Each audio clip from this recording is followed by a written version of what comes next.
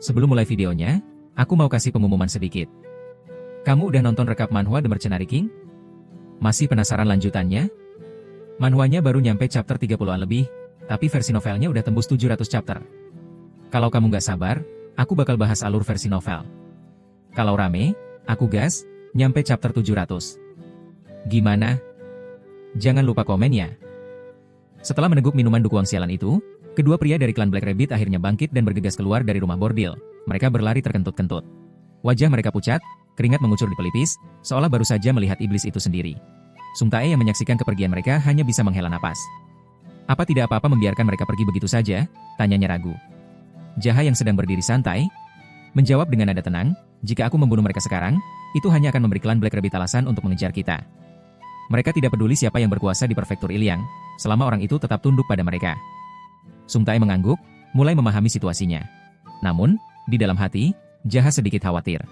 Ia bergumam dalam pikirannya, satu-satunya orang yang harus waspadai di sekitar sini adalah Na Chaldai, the Master of the 12 Heavenly Generals. Aku tidak perlu menarik perhatiannya untuk saat ini. Jaha lalu berjalan dengan santai dan berkata dengan nada perintah, aku akan berkultivasi untuk sementara waktu.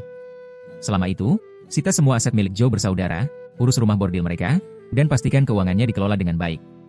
Mulai sekarang, kau akan bertindak sebagai administrator sekte Hao. Sung Tae terperanjat. Apa katamu? Jaha menatapnya tajam. Jangan coba-coba menggelapkan dana atau menyalahgunakan wewenang. Jika kau melakukannya, kau akan dipecat. Sung Tae merasa ada yang tidak beres. Dan kalau aku dipecat, apa yang akan terjadi padaku? Tanyanya curiga. Jaha tersenyum tipis. Hukumannya adalah mati. Sung Tae merinding mendengarnya. Apa? Itu benar-benar tidak adil. Jaha hanya terkekeh. Aku pemimpin sekte ini. Aturannya terserah padaku. Ia lalu bertepuk tangan dengan ringan dan menambahkan, oh iya, hampir lupa, selamat atas promosimu. Kau telah menjadi orang sukses dalam hidupmu di dunia ini. Sung Tae hanya bisa menghela napas panjang, menatap langit dengan pasrah. Sial, hidup memang sulit. Di tempat lain, di sebuah kedai makan sederhana, seorang pria tengah menikmati makanannya dengan tenang. Cheolyong, yang duduk sambil makan mie di meja tengah, mengangkat kepalanya ketika melihat seseorang masuk. Kau akhirnya datang? Tanyanya santai. Jaha duduk di hadapannya dan menjawab, ya, aku di sini. Pemilik kedai adalah seorang pria bernama Deoksu, menoleh ke arah mereka dan bertanya, apa kau ingin semangkuk mie juga? Jaha mengangguk. Ya, tolong buatkan semangkuk mie yang enak. Deoksu tersenyum dan berjalan ke dapur. Baiklah, tunggu sebentar. Sementara itu, Cheolyong menatap Jaha dengan ekspresi penuh makna. Jadi, kau benar-benar serius saat mengatakan akan mengurus Zhou Igol, Zhou Ilseom, dan bahkan Zhou Sampiong? Jaha mengangguk santai. Ya, benar, jawabnya tanpa ragu. Cheolyong menatapnya tajam sebelum bertanya, kau tidak khawatir klan Black Rabbit akan mengejarmu? Jika itu terjadi, banyak anak muda di sekitar sini yang bisa terbunuh. Jaha sedikit terkejut mendengar kekhawatiran itu. Dalam hatinya, ia bergumam, apakah dia memang seperti ini sebelumnya? Kalau dipikir-pikir, di kehidupanku yang lalu, dia juga sangat menentang membayar pajak pada Zhou bersaudara. Mereka belum akan mengejarku, jawab Jaha santai. Bahkan jika mereka melakukannya dan terjadi pertarungan, orang lain akan tetap baik-baik saja. Aku yang memulai kekacauan ini, jadi akulah yang akan menanggung akibatnya. Cheolyong menatapnya serius. Jadi, kau benar-benar berniat menghadapi klan Black Rabbit sendirian? Tanpa ragu, Jaha menjawab, ya. Cheolyong terkekeh kecil. Sulit dipercaya, jujur saja. Tapi melihat bagaimana si pelayan penginapan membunuh Zhou bersaudara, aku juga awalnya tidak percaya. Jadi, sebagai bentuk rasa terima kasih, kau harus membayar tagihan makan siangku hari ini. Jaha menghela napas, apa? Jadi kau ingin ditraktir oleh seorang pelayan rendahan dan miskin? Cheolyong tersenyum licik. Kau itu bukan pelayan. Kau adalah pemimpin sekte Hao, bukan? Tiba-tiba, suara Deoksu, pemilik kedai, memotong percakapan mereka. Sekte Hao? Jadi benar Jaha yang mendirikannya? Jaha menoleh ke arah Deoksu dan menjawab santai, tentu saja. Dan kau juga bagian dari sekte Hao. Deoksu mengerutkan kening. Apa? Sejak kapan? Aku tidak ingat pernah mendaftar. Jaha tersenyum kecil. Siapapun yang kukenal secara pribadi akan terdaftar secara otomatis. Oh begitu? Gumam Deoksu, masih tampak bingung. Saat Jaha hendak menyantap mie panasnya, ia melirik Deoksu dan berkata dengan nada serius, jadi, sebagai pemimpin sekte, aku harus mendapatkan makanan gratis mulai sekarang. Mengerti? Deoksu langsung melotot kesal. Dengan cepat, ia meraih kembali mangkuk mie dari hadapan Jaha. Tapi Anda adalah pelanggan, apa yang sudah merusak kepalamu? Namun, sebelum Jaha sempat membalas, suara teriakan keras datang dari luar kedai. "Li Jaha, keluarlah!"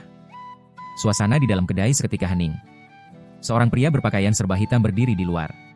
Topi lebar menutupi sebagian besar wajahnya, membuatnya tampak misterius dan berbahaya. Deoksu menoleh ke arah Jaha dengan ekspresi bahagia. "Pemimpin sekte, seseorang mencarimu." Jaha menghela napas panjang dan berkata dengan nada protes, "Bukankah tadi kau bilang aku adalah pelangganmu?" Deoksu dengan wajah serius berkata, "Ketua sekte, hati-hati di luar sana." Sementara itu, Cheolyong yang masih duduk santai berkata dengan nada malas, "Aku rasa akan turun hujan. Punggungku juga mulai sakit, jadi berhati-hatilah, pemimpin sekte." Jaha hanya mengangkat alisnya lalu bangkit dari tempat duduknya, bersiap menghadapi pria misterius di luar. Dia berkata sambil menghela napas dengan ekspresi kecewa. "Kalian hanya memanggilku pemimpin sekte saat ada masalah yang menjengkelkan," gumamnya, sebelum melangkah keluar. Di luar, hujan turun semakin deras, membasahi tanah dan menciptakan genangan di jalan berbatu. Di tengah kegelapan yang diterangi kilat, seorang pria berdiri menunggunya. "Aku dengar kaulah yang membunuh Noong Jiseok," katanya dengan suara datar. Jaha menatapnya sejenak, lalu tersenyum sinis. "Noong Jiseok?" Ia berpikir sebentar sebelum menyadari siapa yang dimaksud. "Oh, jadi bajingan itu." Pria itu tak menunjukkan reaksi. Ia memperkenalkan diri. "Aku adalah Wai Seonwoo dari Black Sea Wolves." Jaha bergumam dalam hati. Wai Seonwoo punya julukan Blades of the Twin Ghosts. Di kehidupanku sebelumnya, dia datang mengejarku dan mati di tanganku. Tapi dia terlihat lebih muda sekarang. Tidak salah lagi, dia pasti Wai Seonwoo. Seonwoo melangkah mendekat. "Katakan, kenapa kau membunuh Noong Jiseok?" Jaha mendengus. "Karena dia membakar rumahku." Seonwoo menyeringai tipis. "Alasan yang bagus. Tapi itu juga alasan kenapa kau akan mati di sini." Jaha terkekeh. "Aku ingin tahu apa kau sudah mendapatkan semuanya dalam hidupmu. Kau tidak akan mendapatkan apapun yang kau inginkan, bahkan jika itu hanya sehelai rambut." Botak. Mata Seonwoo berkilat marah. "Sepertinya aku harus mulai dengan merobek mulutmu yang lancang itu." Mereka saling menatap tajam, tanpa satupun yang bergerak. Hening sesaat, hanya suara hujan yang terdengar, sebelum beraak. Petir menggelegar di langit. Seonwoo menerjang cepat, pedangnya berkilat di bawah hujan. Dengan satu tebasan kuat, ia mengincar Jaha. Tapi Jaha menghindar dengan gesit, lalu dengan sengaja menendang genangan air bercampur lumpur ke arah Seonwoo. Percikan kotor itu menghantam wajahnya. "Keparat!" Seonwoo mendesis kesal. Sementara itu, Jaha tetap waspada. Blades of the Twin Ghosts mengacu pada dua orang. Kalau Seonwoo ada di sini, maka Gu Yangsu pasti mengintai di bayang-bayang. Seonwoo menyerang lagi, kali ini dengan kedua pedangnya. Jaha tetap bertahan tanpa sekalipun menarik pedangnya dari sarungnya. Langkahnya mundur perlahan, menghindari setiap serangan. Dia mungkin membiarkanku menangkis beberapa kali, lalu Gu Yangsu akan muncul dan menyerang saat aku lengah. Tepat saat pemikirannya itu berlalu, suara dari belakang mengejutkannya. "Pemimpin sekte, kau baik-baik saja?" Jaha menoleh sekilas.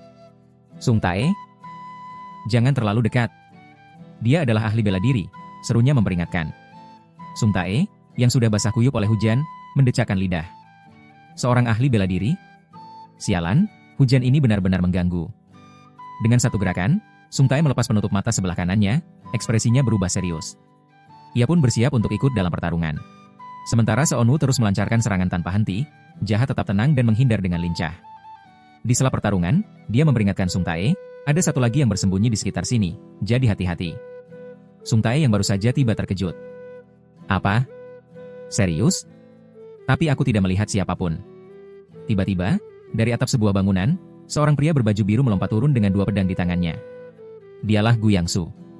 Ia segera bergabung dengan Seonwoo, berdiri di sisinya dengan tatapan tajam. Sial, ternyata benar ada satu lagi. Sung Tae bergumam, merasa sedikit ketakutan. Jaha tersenyum tipis. "Akhirnya kau muncul juga." Seonwoo menatap Jaha tajam. "Jadi kau sudah tahu sejak awal kalau kami berdua, huh?" Jaha hanya tersenyum tanpa menjawab. Seonwoo kemudian memberi peringatan kepada Yangsu. "Saudara junior, dia bukan orang biasa. Dia sedang menyembunyikan kekuatannya, jadi jangan lengah." "Baik, aku mengerti," jawab Yangsu dengan penuh konsentrasi. Mereka berdua bersiap menyerang secara bersamaan. Namun, tiba-tiba terdengar suara teriakan nyaring yang begitu mengesalkan. "Heh, dasar botak keparat. Aku juga akan ikut dalam pertarungan, jadi sebaiknya kau perhatikan punggungmu." Sung Tae berteriak penuh provokasi. "Apa kau tahu julukanku? Kau akan tahu sendiri setelah aku menusukmu. Persiapkan dirimu, dasar bajingan botak." Aku akan mulai dengan membelah kepalamu dulu menjadi dua. Ayo maju, botak.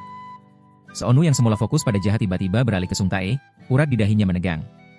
Kau sialan. Dengan amarah meluap, Seonu menyerang Sung Tae dengan kekuatan penuh. Sung Tae berusaha menangkis, tetapi dalam sekejap ia terlempar ke tanah, tubuhnya menghantam genangan air dengan keras. Hujan deras terus mengguyur, membuatnya terlihat seolah benar-benar pingsan. Jaha yang melihat itu hanya bisa mendesah kesal. Ia menatap Sung Tae dengan ekspresi penuh kekecewaan. Aku tak percaya kau benar-benar pingsan. Bangunlah, sialan. Hei, keparat. Cepat bangun. Sung Tae tiba-tiba mengerjap dan berkata dengan suara pelan, jadi kau benar-benar tidak percaya?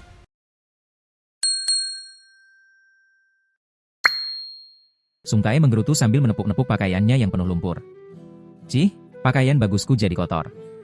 Jaha, yang sudah kesal sejak tadi, langsung menyahut, kau benar-benar berpikir pura-pura pingsan itu akan berhasil?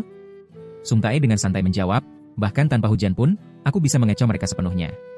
Begitu mereka lengah, aku akan memotong leher mereka. Jaha hanya bisa mendesah kecewa.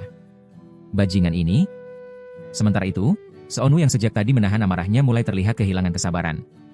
Urat di pelipisnya menonjol, wajahnya merah padam. Sialan. Mereka bermain-main di depan kita. Melihat Seonu semakin marah, Sung Tae justru mendapatkan ide lain. Dia menyeringai dan berkata dengan suara keras, bajingan botak itu gemetar. Sepertinya dia kedinginan di tengah hujan karena tidak punya rambut. Dan lihat. Hujan bahkan menari-nari di atas kepalanya yang licin. Mati kau brengsek. Seonu tidak bisa lagi menahan emosinya. Dengan teriakan penuh amarah, dia langsung menerjang Sung Tae. Sung Tae yang semula percaya diri mendadak panik. Dia bahkan tidak sempat menghindar. Namun, sebelum pedang Seonu mengenainya, kelang. Jaha sudah lebih dulu menangkis serangan itu dengan pedangnya.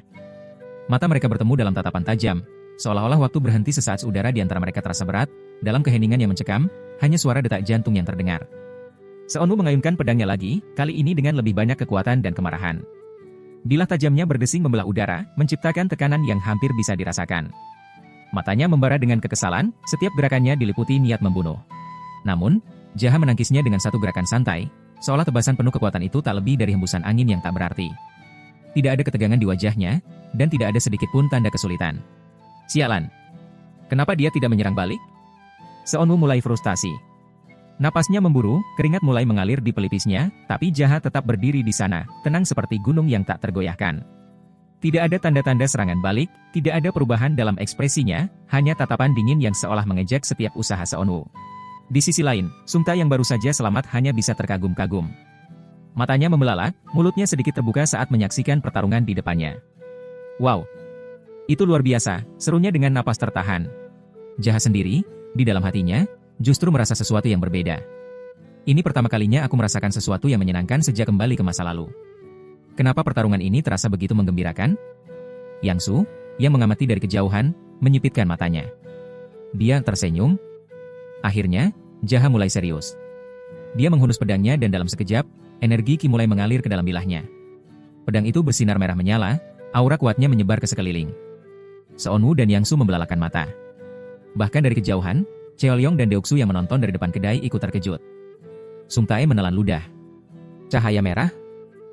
Itu adalah Sword Power Ki. Energi itu bukan sekadar cahaya, ia adalah manifestasi kekuatan yang hanya dimiliki segelintir pendekar terkuat. Seonu dan Yang Su saling bertukar pandang. Tanpa berkata-kata, mereka memberi isyarat. Mereka harus menyerang Jaha secara bersamaan. Dalam sekejap, mereka melesat dengan kecepatan penuh, bergerak memutari Jaha dengan pola acak, mencoba mencari celah. Saatnya menyerang. Mereka berdua berlari dari sisi berlawanan, menebas ke arah Jaha secara bersamaan. Namun, sebelum mereka sadar apa yang terjadi. Srek! Jaha telah bergerak lebih cepat. Dengan teknik Sword Power Ki, dalam satu tebasan kilat, ia sudah menebas mereka berdua. Seonu dan Yang Su terhenti. Mereka diam membisu dengan darah yang mengucur. Hujan deras terus mengguyur. Tapi kali ini, bukan hanya hujan yang jatuh ke tanah. Mereka berdua tumbang seketika tanpa sedikit pun menyadari bahwa mereka sudah ditebas. Darah bercampur dengan air hujan, mengalir di jalanan yang basah. Keduanya mati dalam sekejap. Sung Tae yang menyaksikan kejadian itu tak bisa mempercayai matanya. Hujan terus mengguyur deras, sementara Jaha hanya berdiri diam, tidak mengucapkan sepatah kata pun. Tatapannya tetap tajam, seolah kemenangan ini hanya hal sepele baginya. Sung Tae langsung mendekatinya dan berkata, "Terima kasih atas kerja keras Anda, Ketua Sekte Hao." Jaha menoleh dan mendengus, tidak perlu begitu, bajingan. Bersikaplah seperti biasa. Sung Tae tertawa kecil, lalu bertanya, siapa mereka? Mereka berasal dari Black Sea Wolves, jawab Jaha singkat. Sung Tae membelalak kaget. Apa? Pertama klan Black Rabbit, sekarang Black Sea Wolves? Ini semakin besar. Jaha menghela napas, lalu berkata santai, aku akan mandi besar. Baik, aku akan mengurus tempat ini, balas Sung Tae seraya mengedarkan pandangannya ke tubuh-tubuh yang tergeletak. Di sisi lain, Cheolyong yang menyaksikan semuanya dari kejauhan masih tidak percaya dengan apa yang baru saja terjadi. Jadi memang benar dia yang membunuh Zhou bersaudara, gumamnya. Hujan masih terus turun deras ketika Jaha tiba di rumah bordil. Namun, kali ini ia merasakan kehangatan air yang menenangkan saat dirinya berendam di dalam bak mandi. Uap mengepul di sekelilingnya, kontras dengan dinginnya hujan di luar. Dalam hati, ia bergumam, aku pasti menjadi lebih kuat dan lebih cepat. Orang-orang itu seharusnya mati di tanganku nanti, tapi sekarang mereka sudah mati lebih awal. Itu berarti aku harus menghadapi klan Black Rabbit dan Black Sea Wolves lebih cepat dari yang seharusnya. Beban yang harus kutangani semakin besar. Keheningan menyelimuti ruangan. Tiba-tiba, suara langkah kaki terdengar dari luar. Jaha menyipitkan mata. Apa yang terjadi? Suara langkah itu terhenti tepat di depan pintu. Sesaat kemudian, dua sosok muncul. Oh, ternyata kalian, ujar Jaha. Dua pria itu adalah manajer dari rumah bordil. Yang satu, pria berbadan kecil dengan rambut panjang. Dia adalah Song Mugeum, manajer rumah bordil Pearl Blossom. Satunya lagi pria berbadan besar dengan rambut pendek, Yu Jungu, manajer rumah bordil Persimmon Blossom. Jaha menatap mereka dengan tatapan tajam dan bertanya, Sung Tae yang menyuruh kalian ke sini? Keduanya tak menjawab. Tanpa basa-basi, mereka langsung menerjangnya. Namun, Jaha sudah bersiap. Ia mengerahkan energi ki-nya, lalu meledakkan bak mandi tempatnya berendam. Air panas bercipratan ke segala arah, membuat kedua pria itu terkejut dan kehilangan pandangan sesaat. Jaha bergerak cepat. Dalam sekejap, ia mencengkeram bagian tengah perut mereka berdua dengan kedua tangannya. Cengkeramannya begitu kuat, hingga seolah-olah ia tengah meremukan organ dalam mereka. Seketika, energi ki yang kuat mengalir dari tangannya ke tubuh mereka berdua. Dengan satu gerakan memutar yang kejam, tubuh mereka terpelanting keras ke dinding. Seketika itu juga, nyawa mereka melayang. Jaha menghela napas, menatap kedua tubuh yang kini tak bernyawa. Sepertinya aku tak akan pernah bisa beristirahat dengan tenang. Jaha bergumam dalam hati, mereka berani menyerangku saat mandi karena tahu aku tidak akan membawa senjata. Apa mungkin ini ulah Sung Tae? Dengan perasaan kesal, Jaha segera keluar dari ruangannya dan mencari seseorang untuk mendapatkan jawaban. Saat melihat salah satu pelayan di rumah bordil, ia langsung bertanya, di mana Sung Tae? Pelayan itu tanpa ragu sejenak sebelum menjawab, dia tidak ada di sini, Tuan. Jaha menyipitkan matanya, akan lebih baik bagimu untuk berterus terang denganku. Pelayan itu menunduk sedikit sebelum menggeleng. Saya benar-benar tidak tahu. Saya belum melihatnya sejak dia pergi beberapa waktu yang lalu. Jaha mendengus pelan. Jawaban itu tidak memuaskannya. Tapi untuk saat ini, ia memutuskan untuk mencari tahu sendiri. Dengan perasaan kesal, ia kembali keluar ke tengah hujan deras. Sambil berjalan, ia bergumam dalam hati, baru saja aku mandi, dan sekarang harus hujan-hujanan lagi. Sial. Aku tidak tahu apakah Sung Tae terlibat dalam serangan ini, tapi siapapun yang berani mengarahkan tarinya padaku, akan mati. Tiba-tiba, suara teriakan menggema di antara suara hujan. Ayo, kalau berani, hadapi aku, dasar bajingan sialan. Jangan hanya mengeroyok dari belakang. Jaha mengenali suara itu. Sung Tae? Ia segera berlari menuju sumber suara. Saat tiba di sana, matanya membelalak. Di sepanjang jalan sempit yang basah oleh hujan, tubuh-tubuh tergeletak bersimbah darah. Jaha bergumam, apa-apaan ini? Dari mana datangnya semua mayat ini? Ia kemudian melihat ke sudut gang. Di sana, sekelompok orang mengerumuni satu sosok yang sudah kelelahan dan terluka sambil menangis. Bajingan itu sudah kehabisan tenaga. Ayo kita habisi dia bersama-sama. Ternyata, itu Sung Tae. Dia tersudut, air matanya mengalir, dan tubuhnya dipenuhi luka. Jaha terkejut, lalu melangkah lebih dekat sambil tersenyum tipis. Sung Tae, kau masih hidup? Sung Tae yang sudah setengah mati menoleh ke arah Jaha, dengan wajah penuh air mata dan luka berkata dengan suara serak yang dipenuhi kekesalan, tolong selamatkan aku, dasar bajingan.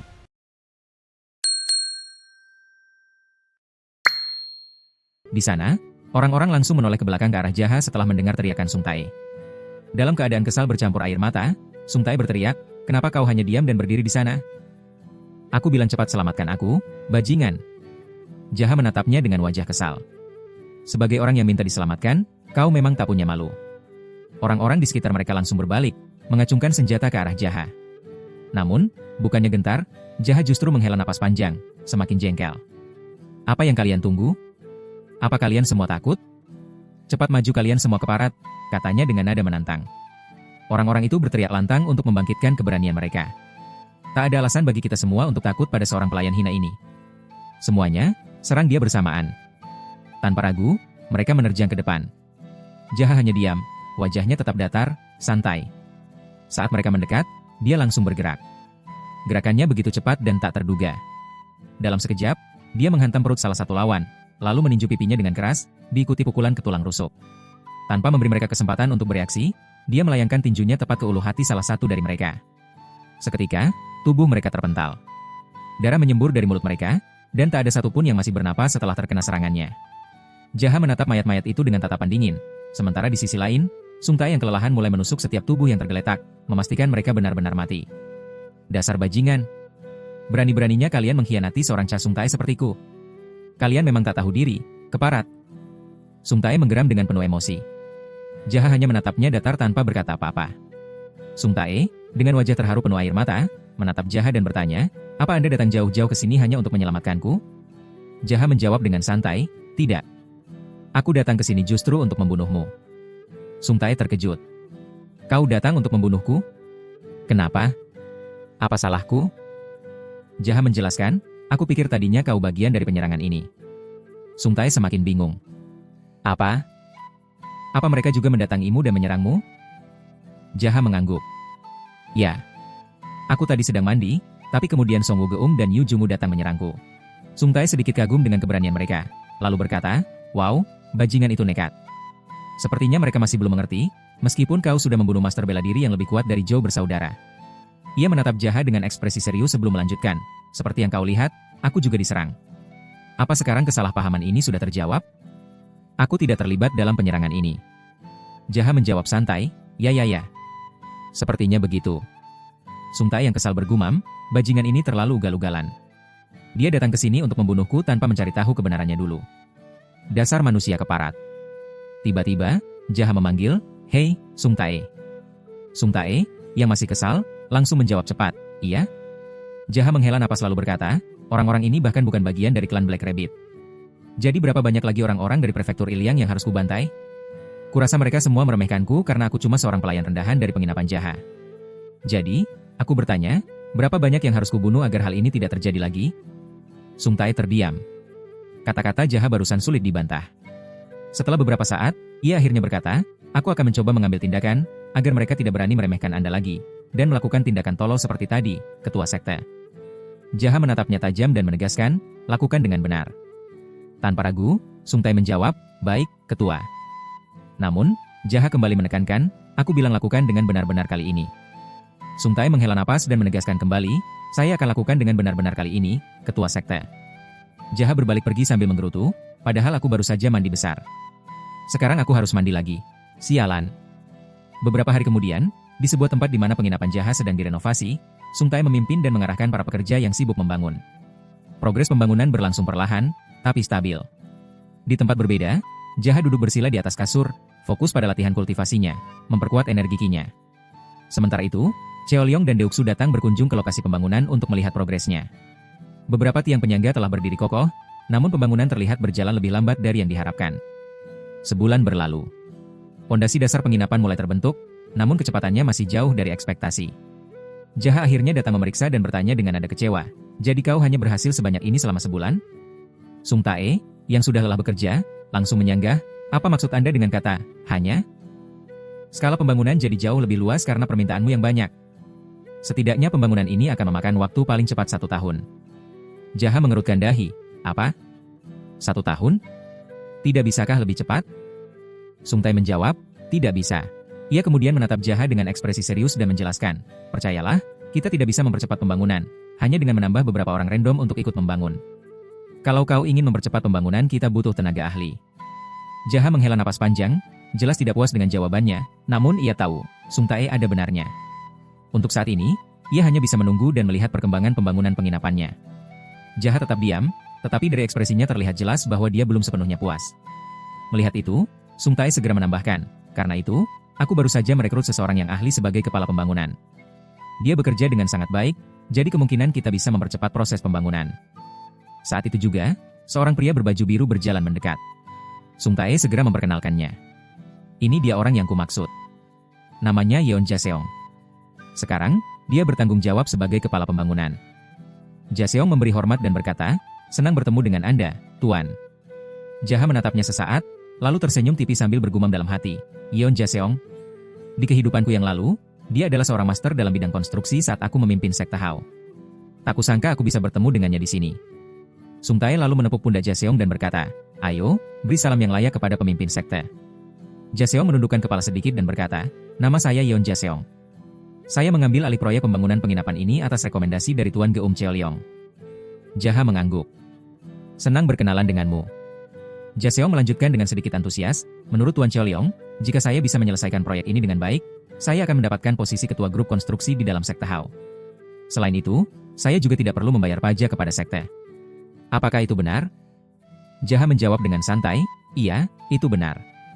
Mendengar itu, Jaseong tersenyum lebar. Saya senang mendengarnya. Saya pastikan penginapan ini akan menjadi luar biasa megah dan indah. Tapi sebelum itu, saya ingin meminta bantuan Anda. Jaha mengangkat alis. Apa itu? Jaseong menjelaskan, kami berencana membangun barak di sana sebagai tempat tidur dan penyimpanan makanan. Akan sangat membantu jika sesekali Anda bersedia menyediakan makanan untuk para pekerja, dengan uang Anda sendiri. Jaha tersenyum kecil mendengar permintaan itu, lalu menoleh ke Sung Tae. Panggil orang-orang dari rumah bordil Pearl Blossom, Plum Blossom, dan Persimmon Blossom.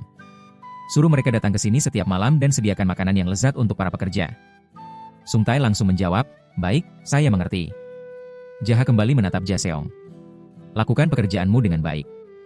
Jika kau berhasil, aku akan memastikan kau mendapatkan posisi ketua grup konstruksi di dalam sekte Hao. Jaseong menegakkan punggungnya dan menjawab dengan mantap, tolong serahkan tugas ini pada saya. Setelah memastikan bahwa pembangunan penginapannya ditangani dengan baik, Jaha pergi dengan perasaan lega. Ia memutuskan untuk berjalan-jalan di prefektur Ilyang, menikmati suasana kota. Saat melintas di salah satu bangunan, ia melihat Cheolyong yang sedang sibuk dengan pekerjaannya. Cheolyong yang melihat kehadiran Jaha, segera menyapa, oh, ketua sekte, kau di sini? Apa kau sudah bertemu dengan Jaseong? Jaha menjawab singkat, ya, sudah. Cheolyong tersenyum dan mulai menjelaskan, dia adalah teman baikku. Sangat berbakat dan rajin. Bahkan, dia sering berkeliling siang dan malam untuk mencari pekerjaan. Jaha mengangguk pelan. Dalam hatinya, ia bergumam, aku tak menyadari bahwa dia memiliki hubungan baik dengan Cheolyong. Jika begitu, Jaseong akan menjadi aset berharga bagi sekte Hao di masa depan. Cheolyong tiba-tiba berkata, sebagai bentuk perayaan, aku ingin memberimu hadiah. Jaha mengangkat alis. Hadiah? Cheolyong mengangguk. Ya. Jika ada senjata tertentu yang kau inginkan, beritahu aku. Jaha berpikir sejenak, lalu bertanya, apa kau pernah membuat senjata yang dianggap hebat dan berharga? Atau bahkan sebuah pedang legendaris? Cheolyong tertawa kecil dan segera menggeleng. Tidak. Ini bukan soal uang. Jika seseorang mengetahui aku membuat senjata seperti itu, aku bahkan beruntung jika tidak dibunuh setelah senjatanya dicuri. Dan jika aku cukup beruntung bisa menjualnya dengan harga tinggi, orang lain pasti akan datang dan memaksaku untuk membuat senjata serupa tanpa henti. Jaha mengangguk, memahami situasi itu. Masuk akal juga. Cheolyong menyeringai. Ya, begitulah. Jaha kemudian berkata, kalau begitu, aku ingin sesuatu yang berbeda. Sebuah senjata yang tidak tajam, tak peduli seberapa beratnya. Yang terpenting, senjata itu tidak bisa patah, melengkung, atau rusak. Cheolyong mengangkat alis. Jadi, asalkan senjatanya kokoh, kau tidak peduli dengan bentuknya. Entah itu gada, tongkat, atau tombak. Jaha mengangguk. Ya, benar. Cheolyong tersenyum puas. Baiklah, aku akan mengingatnya. Aku akan memberikannya padamu sebagai hadiah, suatu hari nanti. Jaha tersenyum kecil. Baiklah, aku akan menunggunya. Setelah berbincang dengan Cheolyong, Jaha kembali berjalan-jalan di prefektur Ilyang. Udara sore terasa hangat, tetapi langkahnya terhenti ketika tiba-tiba dua pria berbaju hitam menghadang jalannya. Keduanya menatap Jaha dengan tajam, penuh kewaspadaan. Salah satu dari mereka, pria di sebelah kiri, maju selangkah. Li Jaha, tanyanya dengan suara datar namun tegas. Jaha menatapnya tanpa ekspresi, lalu menjawab santai, bukan. Aku hanya seorang pelayan. Pria itu tampak sedikit kesal, tetapi ia segera memperkenalkan diri. Izinkan aku memperkenalkan diri. Namaku Hyuk Rion Hong, utusan dari klan Black Rabbit. Aku datang untuk menyampaikan pesan dari atasanku. Jaha mengangkat alis. Klan Black Rabbit? Rion Hong mengangguk. Pemimpin Pavilion Gold Mountain ingin bertemu denganmu. Dia tidak mengirim orang bersenjata kali ini, jadi akan bijaksana jika kau menerima undangannya. Jika tidak, mungkin lain kali dia akan mengirim pembunuh bayaran kepadamu, tuan pemilik rumah bordil, Li Jaha. Ancaman itu menggantung di udara, tetapi Jaha hanya menatap mereka dengan tatapan datar, sama sekali tak terpengaruh.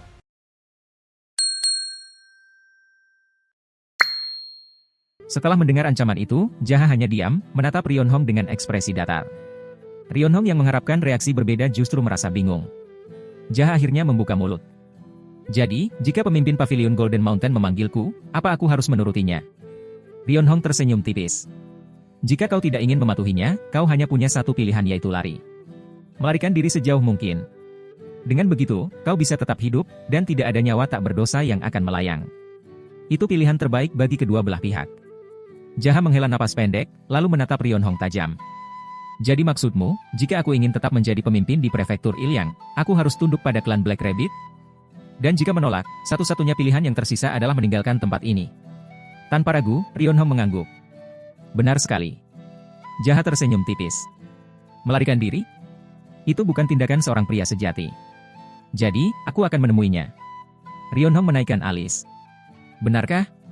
Kalau begitu, haruskah aku memberimu waktu hingga malam nanti, atau kau mau pergi bersama kami sekarang? Jaha menggeleng. Aku tidak bisa pergi sekarang. Mana mungkin aku menemui sosok berpengaruh dari klan Black Rabbit dengan tangan kosong. Selain itu, aku tak bisa datang hanya dengan pakaian santai seperti ini. Jika kau memberitahuku lokasinya, aku akan datang sendiri. Rionhong menatapnya sejenak sebelum akhirnya berkata, baiklah. Temui aku di sebuah kabin di area perburuan Gunung Jeongho. Jaha mendengus. Gunung Jeongho? Itu cukup dekat. Baiklah, aku akan datang. Ia lalu berbalik dan berjalan pergi menuju rumah bordil Plum Blossom untuk bersiap-siap. Namun, sebelum Jaha benar-benar menghilang dari pandangan, Rionhong menegaskan sesuatu. Ingat baik-baik. Jika kau berencana untuk lari, pastikan kau lari sejauh mungkin. Sampai sehelai rambutmu pun tak bisa ditemukan lagi. Ia mengatakannya dengan senyum penuh arti, seolah-olah sudah memprediksi langkah Jaha. Tanpa menoleh, Jaha berkata dengan nada datar. Aku sudah bilang, aku tidak akan lari. Jadi, tak perlu khawatir. Setelah itu, ia pun melangkah masuk ke dalam rumah bordil Plum Blossom. Begitu berada di dalam, ia segera berganti pakaian. Ia memilih baju putih terbaiknya, pakaian yang mencerminkan wibawa sekaligus kekuatannya. Di sisi lain, Sung Tae yang baru saja mendengar cerita itu langsung menghampiri Jaha dengan ekspresi tak percaya. Ketua sekte, kau benar-benar ingin pergi ke pavilion Golden Mountain? Bajingan kejam yang suka membunuh demi uang dan keuntungan pribadi itu menyuruhmu ke sana? Jaha menatapnya sekilas sebelum menjawab dengan santai, bukan mereka yang menyuruhku. Aku yang datang sendiri. Sung Tae mengepalkan tangannya. Kalau begitu, aku akan mengumpulkan semua orang. Kita tidak bisa membiarkanmu pergi sendirian.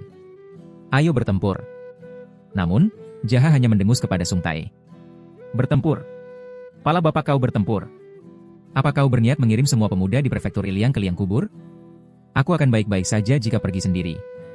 Sung Tae menatap Jaha dengan ekspresi frustasi. Apa kau sudah gila? Jika kau pergi ke sana, kau pasti akan mati. Apa kau benar-benar berpikir bajingan itu akan membiarkanmu pergi begitu saja?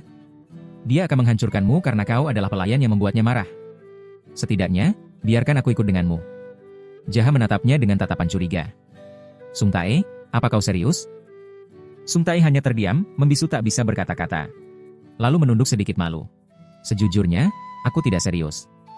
Jaha mendengus kepada Sung Tae dengan cukup keras. Mulutmu memang benar-benar sialan. Aku akan kembali, jadi tetaplah di sini dan fokus pada pemulihanmu. Namun, sebelum Jaha sempat melangkah pergi, Sung Tae kembali mencoba menahannya. Hei, ketua sekte. Jaha menoleh dengan cepat. Apalagi? Sung Tae menyerahkan sebuah jubah mewah berwarna merah dan berkata, setidaknya, pakailah ini. Jaha menatap jubah itu dengan heran.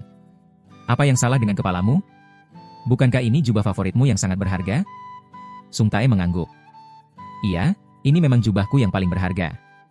Jaha menghela napas, menegaskan sekali lagi, jubah ini mungkin akan robek. Aku pergi ke sana bukan untuk bersenang-senang. Sung Tae tersenyum kecil. Tidak apa-apa. Jika jubah itu robek saat kau kembali, aku bisa membuat yang baru. Mendengar jawaban itu, Jaha hanya tersenyum tipis. Ia menerima jubah itu dan mengenakannya. Saat melangkah pergi, ia berkata santai. Aku akan kembali. Sung Tae mengangguk. Baiklah, aku juga akan fokus memulihkan diri. Selamat jalan, ketua. Jaha pun berangkat. Di tempat pertemuan, dua orang penjaga berdiri berjaga di luar gerbang. Mereka adalah orang-orang yang sebelumnya mengirim pesan kepada Jaha. Di depan gerbang, Rionhong bersandar dengan tangan terlipat, bergumam dalam hati, aku menunggunya sesuai perintah pemimpin pavilion, tapi pelayan itu pasti sudah kabur jauh. Seharusnya aku tidak perlu repot-repot menunggu. Namun, beberapa saat kemudian, matanya melebar saat melihat seseorang mendekat. Langkahnya santai, penuh percaya diri. Jaha benar-benar datang. Ia berjalan seorang diri, mengenakan jubah mewah berwarna merah, seakan pertemuan ini hal yang ramah baginya. Rionhong menatapnya dengan penuh keterkejutan, bergumam dalam hati, jadi dia tidak kabur? Apa ini berarti dia memutuskan untuk tunduk dan bergabung dengan klan Black Rabbit? Ternyata si pelayan ini cukup serakah. Jaha berhenti di depan Rionhong dan berkata dengan nada ringan, aku sudah datang. Rionhong menahan rasa kesalnya. Dalam hatinya, ia terus berpikir, pelayan hina ini benar-benar terlalu bersemangat setelah membunuh Zhou bersaudara. Dia semakin percaya diri. Baiklah, kita lihat saja berapa lama kepercayaan dirinya bisa bertahan. Rionhong lalu berkata dengan tenang, selamat datang. Pemimpin pavilion sudah menunggumu di dalam. Silakan masuk. Gerbang pun terbuka perlahan. Jaha dan Rionhong masuk ke dalam markas yang diterangi cahaya tentram dari perapian. Di sana, seorang pria berbadan besar duduk dengan pedang tersarung di sisi kirinya. Otot-ototnya terlihat tegang, mencerminkan kekuatan yang tidak bisa diremehkan. Jaha hanya diam, tanpa ekspresi sedikit pun. Tatapannya tetap datar, seolah kehadiran pria itu bukanlah sesuatu yang berarti baginya. Pria itu adalah Ban Sawung, pemimpin pavilion Golden Mountain. Rionhong melangkah lebih dulu dan memberi hormat. Pemimpin pavilion, saya sudah membawa pemilik rumah bordil, Tuan Jaha. Ban Sawung mendengus, lalu berkata dengan nada kasar. Tuan, pala bapak kau tuan. Ia menoleh, dan kedua mata mereka pun bertemu dalam tatapan tajam tanpa sepatah kata pun. Hening sejenak. Kemudian, dengan suara berat dan penuh tekanan, Sawung berbicara sambil menyeringai. Aku bertanya-tanya, bajingan seperti apa yang berani mengambil alih 3 rumah bordil itu. Tapi setelah kulihat sendiri, ternyata dia lebih muda dan lebih arogan dari yang kubayangkan. Ia bersandar ke kursinya, menatap Jaha dari ujung kepala hingga kaki. Jika kau datang ke sini dan tidak melarikan diri, berarti kau ingin mengatakan bahwa kau akan tetap mengelola 3 rumah bordil itu. Apa kau berharap aku akan membiarkanmu dan memperlakukanmu dengan baik? Sawung tertawa kecil, tapi matanya penuh sinis. Keserakahanmu terlalu besar, bocah. Kau bahkan tidak tahu tempatmu. Kau pikir siapa dirimu? Jaha tetap diam, wajahnya tidak menunjukkan emosi apapun. Tanpa berkata-kata, ia melangkah ke depan dan duduk di kursi yang ada di hadapan Sawung. Mata Sawung langsung membelalak. Urat-urat di dahinya menegang saat kemarahan mulai mendidih dalam dirinya. Kau bajingan kurang ajar. Siapa yang bilang kau boleh duduk di sana? Bentaknya dengan suara menggelegar. Jaha tetap santai, menatapnya dengan datar. Kenapa aku harus meminta izin darimu hanya untuk duduk? Sawung tertegun sesaat. Matanya menyipit, berusaha mencerna ketenangan luar biasa di hadapannya. Apa yang kau bilang? Sementara itu, Rionhong yang menyaksikan interaksi mereka merasa semakin bingung. Dalam hatinya, ia bergumam, apa pelayan itu sudah gila? Bahkan jika dia datang dengan berlutut dan merangkak, itu pun tidak akan cukup. Berani sekali dia bersikap seperti ini di hadapan pemimpin pavilion. Dia benar-benar sudah melampaui batas. Sawung mencondongkan tubuhnya ke depan, menatap Jaha tajam. Apa kau sudah gila? Jaha tersenyum tipis. Iya, itu benar. Sawung terdiam sejenak, lalu tiba-tiba tertawa terbahak-bahak. Sungguh bocah yang lucu, katanya dengan nada mengejek. Berapa usiamu? Jaha tetap tenang. Kenapa kau ingin tahu? Apa kau memang memanggilku ke sini hanya untuk menanyakan usiaku? Seketika, tawa Sawung menjadi pulsa. Ekspresinya berubah masam, wajahnya langsung cemberut penuh kegendokan. Jaha hanya menatapnya dengan tenang, sementara ketegangan di tempat itu semakin terasa. Jaha menatap Sawung dengan tajam, lalu berkata dengan suara dingin, jika kau sudah selesai bicara, maka sekarang giliranku untuk bertanya. Ia menyandarkan tubuhnya sedikit ke belakang, lalu melanjutkan. Pilihlah. Apakah kau ingin mati sendirian? Atau apakah kau ingin aku membunuh bawahanmu lebih dulu? Wajah Sawung seketika memerah menahan amarah. Dengan suara menggelegar, ia membentak, bajingan sombong. Kau hanya seorang bocah pelayan hina yang terlalu arogan. Berani sekali kau berbicara seperti itu padaku. Genggamannya mengeras di gagang pedang. Tadinya aku berniat melepaskanmu, tapi setelah sikapmu yang kurang ajar ini, sepertinya aku harus meremukanmu sekarang juga. Saat Sawung mencabut pedangnya dengan kesal, Jaha langsung bereaksi. Tanpa ragu, ia melesat maju dan melayangkan tendangan sekuat tenaga ke arah Sawung. Sawung mencoba mengangkat pedangnya untuk menangkis serangan itu, tetapi terlambat. 2. Tendangan Jaha menghantam tepat di ulu hati Sawung. Tubuhnya terpental jauh, hingga hampir membuatnya jatuh tersungkur, tapi Sawung masih bisa tetap berdiri dengan gemetar. Keduanya saling menatap tajam. Sawung menggeram, berusaha tetap berdiri meskipun lututnya terasa goyah. Darah menetes mengalir dari sudut bibirnya, tapi sorot matanya masih dipenuhi amarah. Apa-apaan itu, gumamnya dalam hati, masih tak percaya dengan serangan tadi. Di sisi lain, Rionhong yang menyaksikan semuanya hanya bisa berdiri terpaku. Wajahnya pucat, keringat dingin mengalir di pelipisnya. Ia menelan ludah, pikirannya kalut melihat bagaimana dengan satu serangan saja, Jaha berhasil membuat Sawung tersungkur. Anak buah Pavilion Golden Mountain yang lain juga tak bisa berkata-kata. Mereka hanya berdiri kaku, tak ada yang berani maju atau bahkan bergerak sedikit pun. Jaha melangkah maju dengan tenang, lalu menatap Sawung dengan sorot mata yang dingin dan tajam. Kau bilang tadinya ingin membiarkanku hidup, tapi sekarang tak bisa. Jaha mendecakkan lidahnya, lalu melanjutkan, tampaknya kau salah paham. Bukan kau yang memutuskan siapa yang bisa hidup di sini. Tapi akulah yang tidak akan membiarkanmu hidup. Suasana semakin mencekam. Sawung merasakan hawa dingin menjalar di tubuhnya. Rionhong yang mendengar ancaman barusan semakin ketakutan, dan hanya bisa diam membisu.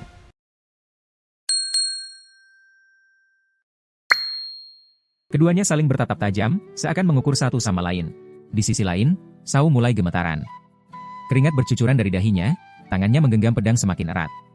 Dalam hatinya, ia bergumam, apa-apaan pelayan ini? Kudengar dia hanyalah seorang pelayan rendahan di penginapan. Tapi kenapa dia sekuat ini? Jaha menyeringai tipis. Tadi kau bilang ingin membunuhku, ucapnya santai. Tapi kenapa sekarang kau hanya berdiri di sana? Provokasi itu sukses membakar emosi Sawung. Tangannya bergetar, urat-urat di seluruh tubuhnya menegang. Bajingan ini? Pikirnya. Aku akan membuat langkah pertama. Dengan sekuat tenaga, Sawung menerjang ke depan. Otot-ototnya menegang, cengkramannya begitu kuat hingga buku-buku jarinya memutih. Dengan penuh amarah, ia mengayunkan pedangnya dalam tebasan ganas. Swos! Udara bergetar, tapi Jaha menghindarinya dengan mudah. Sawung semakin geram. Ia terus menyerang, menusukkan pedangnya berkali-kali. Namun, seperti bayangan yang tak bisa disentuh, Jaha menghindar tanpa kesulitan sedikit pun. Sementara itu, dalam hati Jaha bergumam dengan sinis, jadi hanya segini kemampuan pemimpin Pavilion Gold Mountain? Sepertinya dia tak lebih dari sampah rendahan yang kebetulan punya banyak pengikut. Mata Jaha mulai berubah tajam. Ia mengubah posisinya, bersiap melancarkan serangan balik. Lalu, dua. Tinju tangan kanan Jaha menghantam perut Sawung dengan keras, dialiri energi ki yang luar biasa. Ugh! Darah bucat dari mulut Sawung. Tubuhnya terlempar jauh. Tapi Jaha tak membiarkan momentumnya terhenti. Swiss! Dengan kecepatan luar biasa, ia berlari ke depan dan melompat. Saat itulah, pedang yang selama ini ia sembunyikan akhirnya keluar dari sarungnya. Mata pedang itu berkilat, bergetar hebat, dialiri energi Sword Power Ki. Melihat itu, mata Sawung membelalak. Apa? Sword Power Ki? Itu tidak mungkin. Tapi sebelum bisa berpikir lebih jauh. Sreet. Satu tebasan. Leher Sawung terpotong dengan sempurna, bagaikan kertas yang dibelah dengan gunting tajam. Hening. Para bawahan Sawung terpaku, wajah mereka pucat, keringat dingin bercucuran. Mereka baru saja menyaksikan pemimpin mereka, seseorang yang begitu kuat, dibantai hanya dalam hitungan detik. Rionhong sendiri membeku di tempat. Matanya membelalak tak percaya, tubuhnya gemetar. Pemimpin pavilion, dikalahkan secepat itu, pikirnya. Sungguh mengerikan. Jaha mengayunkan pedangnya sekali untuk membersihkan darah, lalu menatap mereka semua dengan dingin. Dengan suara lantang, ia berkata, lihat ini baik-baik. Beginilah jadinya jika kalian berurusan dengan seorang pelayan dari prefektur Iliang. Jaha melayangkan pandangannya ke semua orang, menatap tajam setiap orang yang masih berdiri di hadapannya.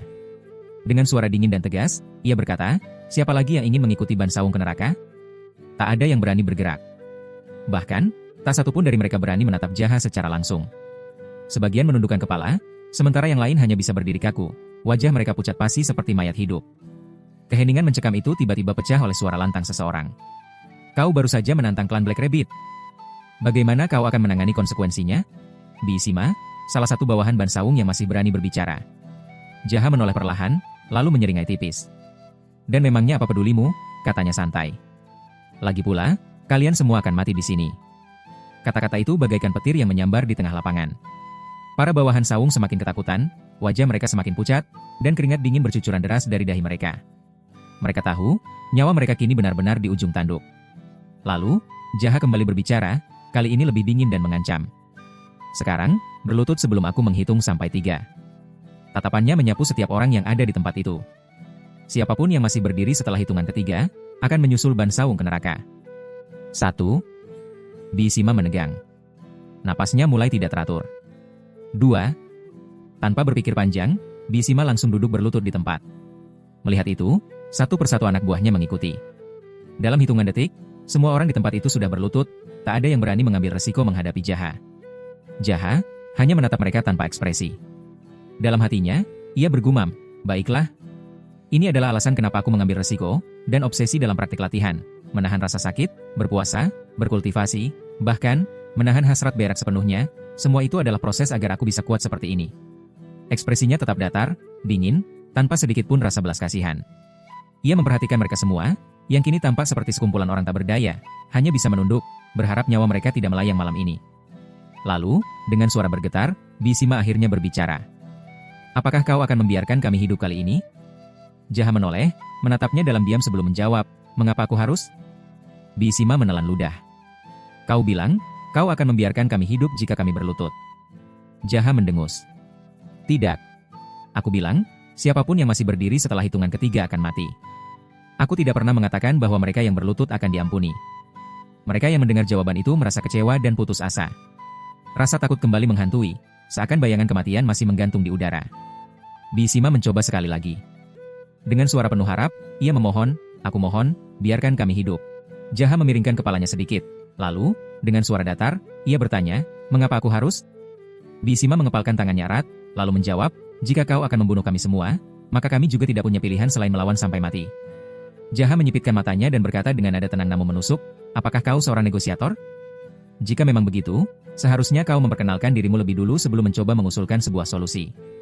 Pria di hadapannya mengangguk tipis sebelum akhirnya memperkenalkan diri. Aku adalah Inspektur Rahasia Bisima. Jaha mendengar nama itu dan bergumam dalam hati, Bisima? Aku tak mengingatnya. Apa dia juga mati bersama Ban Saung di kehidupanku sebelumnya? Sepertinya mereka semua dibantai oleh klan Black Rabbit karena tuduhan korupsi. Bisima melanjutkan dengan nada tenang, namun penuh kewaspadaan. Jujur saja, jika kau hanya memiliki keterampilan setara dengan pemimpin pavilion, kami pasti sudah bergabung dengannya untuk mengalahkanmu sejak awal. Jaha menatapnya tajam. Lalu kenapa kalian tidak bergabung? Bisima menarik napas dalam sebelum menjelaskan, karena kau tidak mengungkapkan seluruh kekuatanmu. Itu membuatku berpikir ulang. Aku memilih untuk menahan semua orang agar tidak ikut bertarung lebih dulu. Jaha mengangguk kecil, sudut bibirnya sedikit terangkat. Tidak buruk. Setidaknya kau cukup cerdas untuk membaca situasi. Aku adalah seorang pelayan yang menyembunyikan kemampuan seni bela dirinya. Bisima yang mendengar pujian itu merasa bangga. Senyum kecil muncul di wajahnya. Jaha menatapnya dengan ekspresi netral sebelum berkata, baiklah, kau lulus.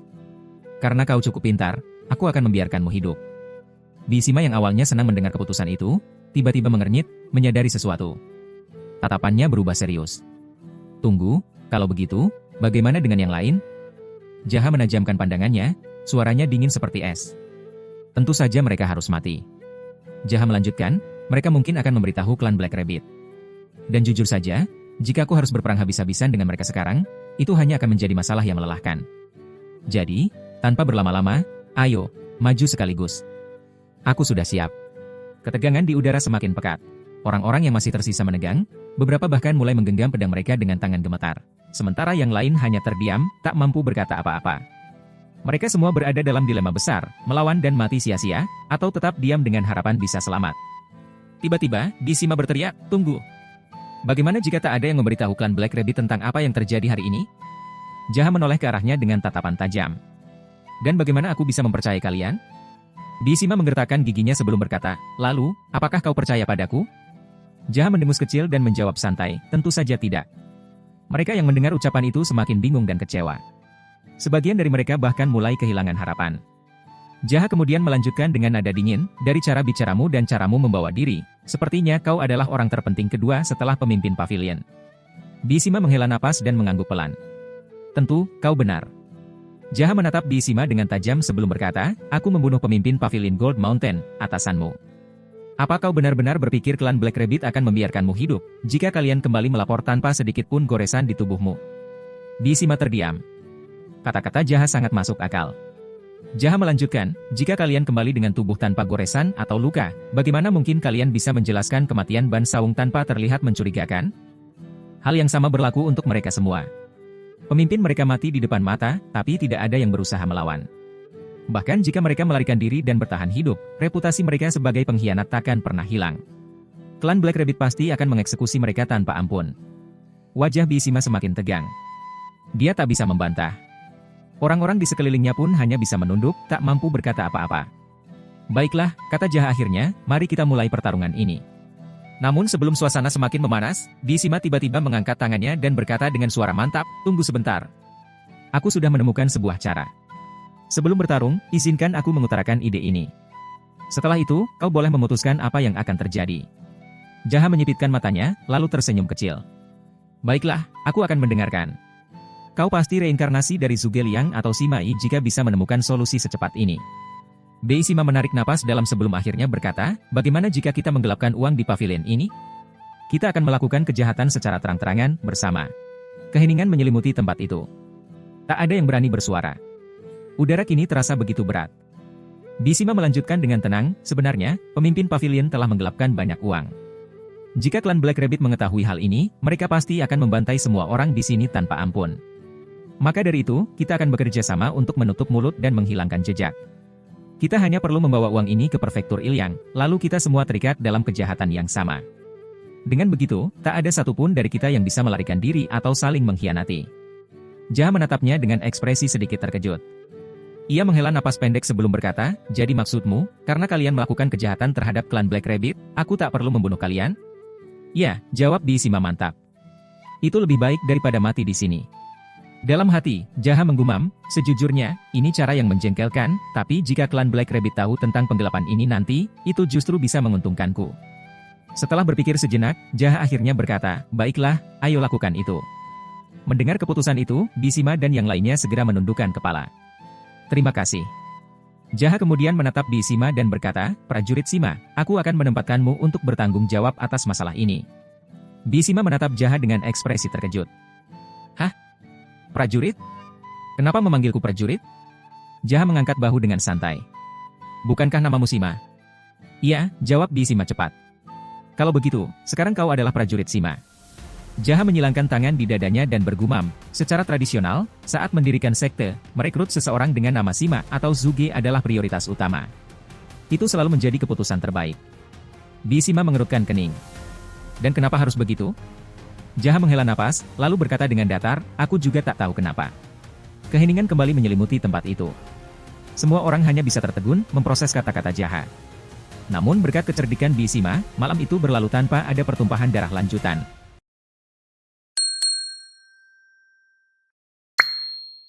Setelah menerima usulan dari Bisima, Jaha akhirnya membawa seluruh harta yang ada di pavilion Gold Mountain ke Prefektur Ilyang. Malam itu, dalam gelapnya lorong-lorong kota, mereka memindahkan harta karun tersebut ke dalam rumah bordil Plum Blossom. Di depan pintu masuk, para bawahan Bisima sibuk mengangkut peti demi peti berisi emas, perak, dan barang berharga lainnya. Dari jendela lantai 2, Jaha memperhatikan semuanya dengan tatapan dingin. Kemudian, dia berbisik pada dirinya sendiri, penggelapan uang akhirnya berhasil.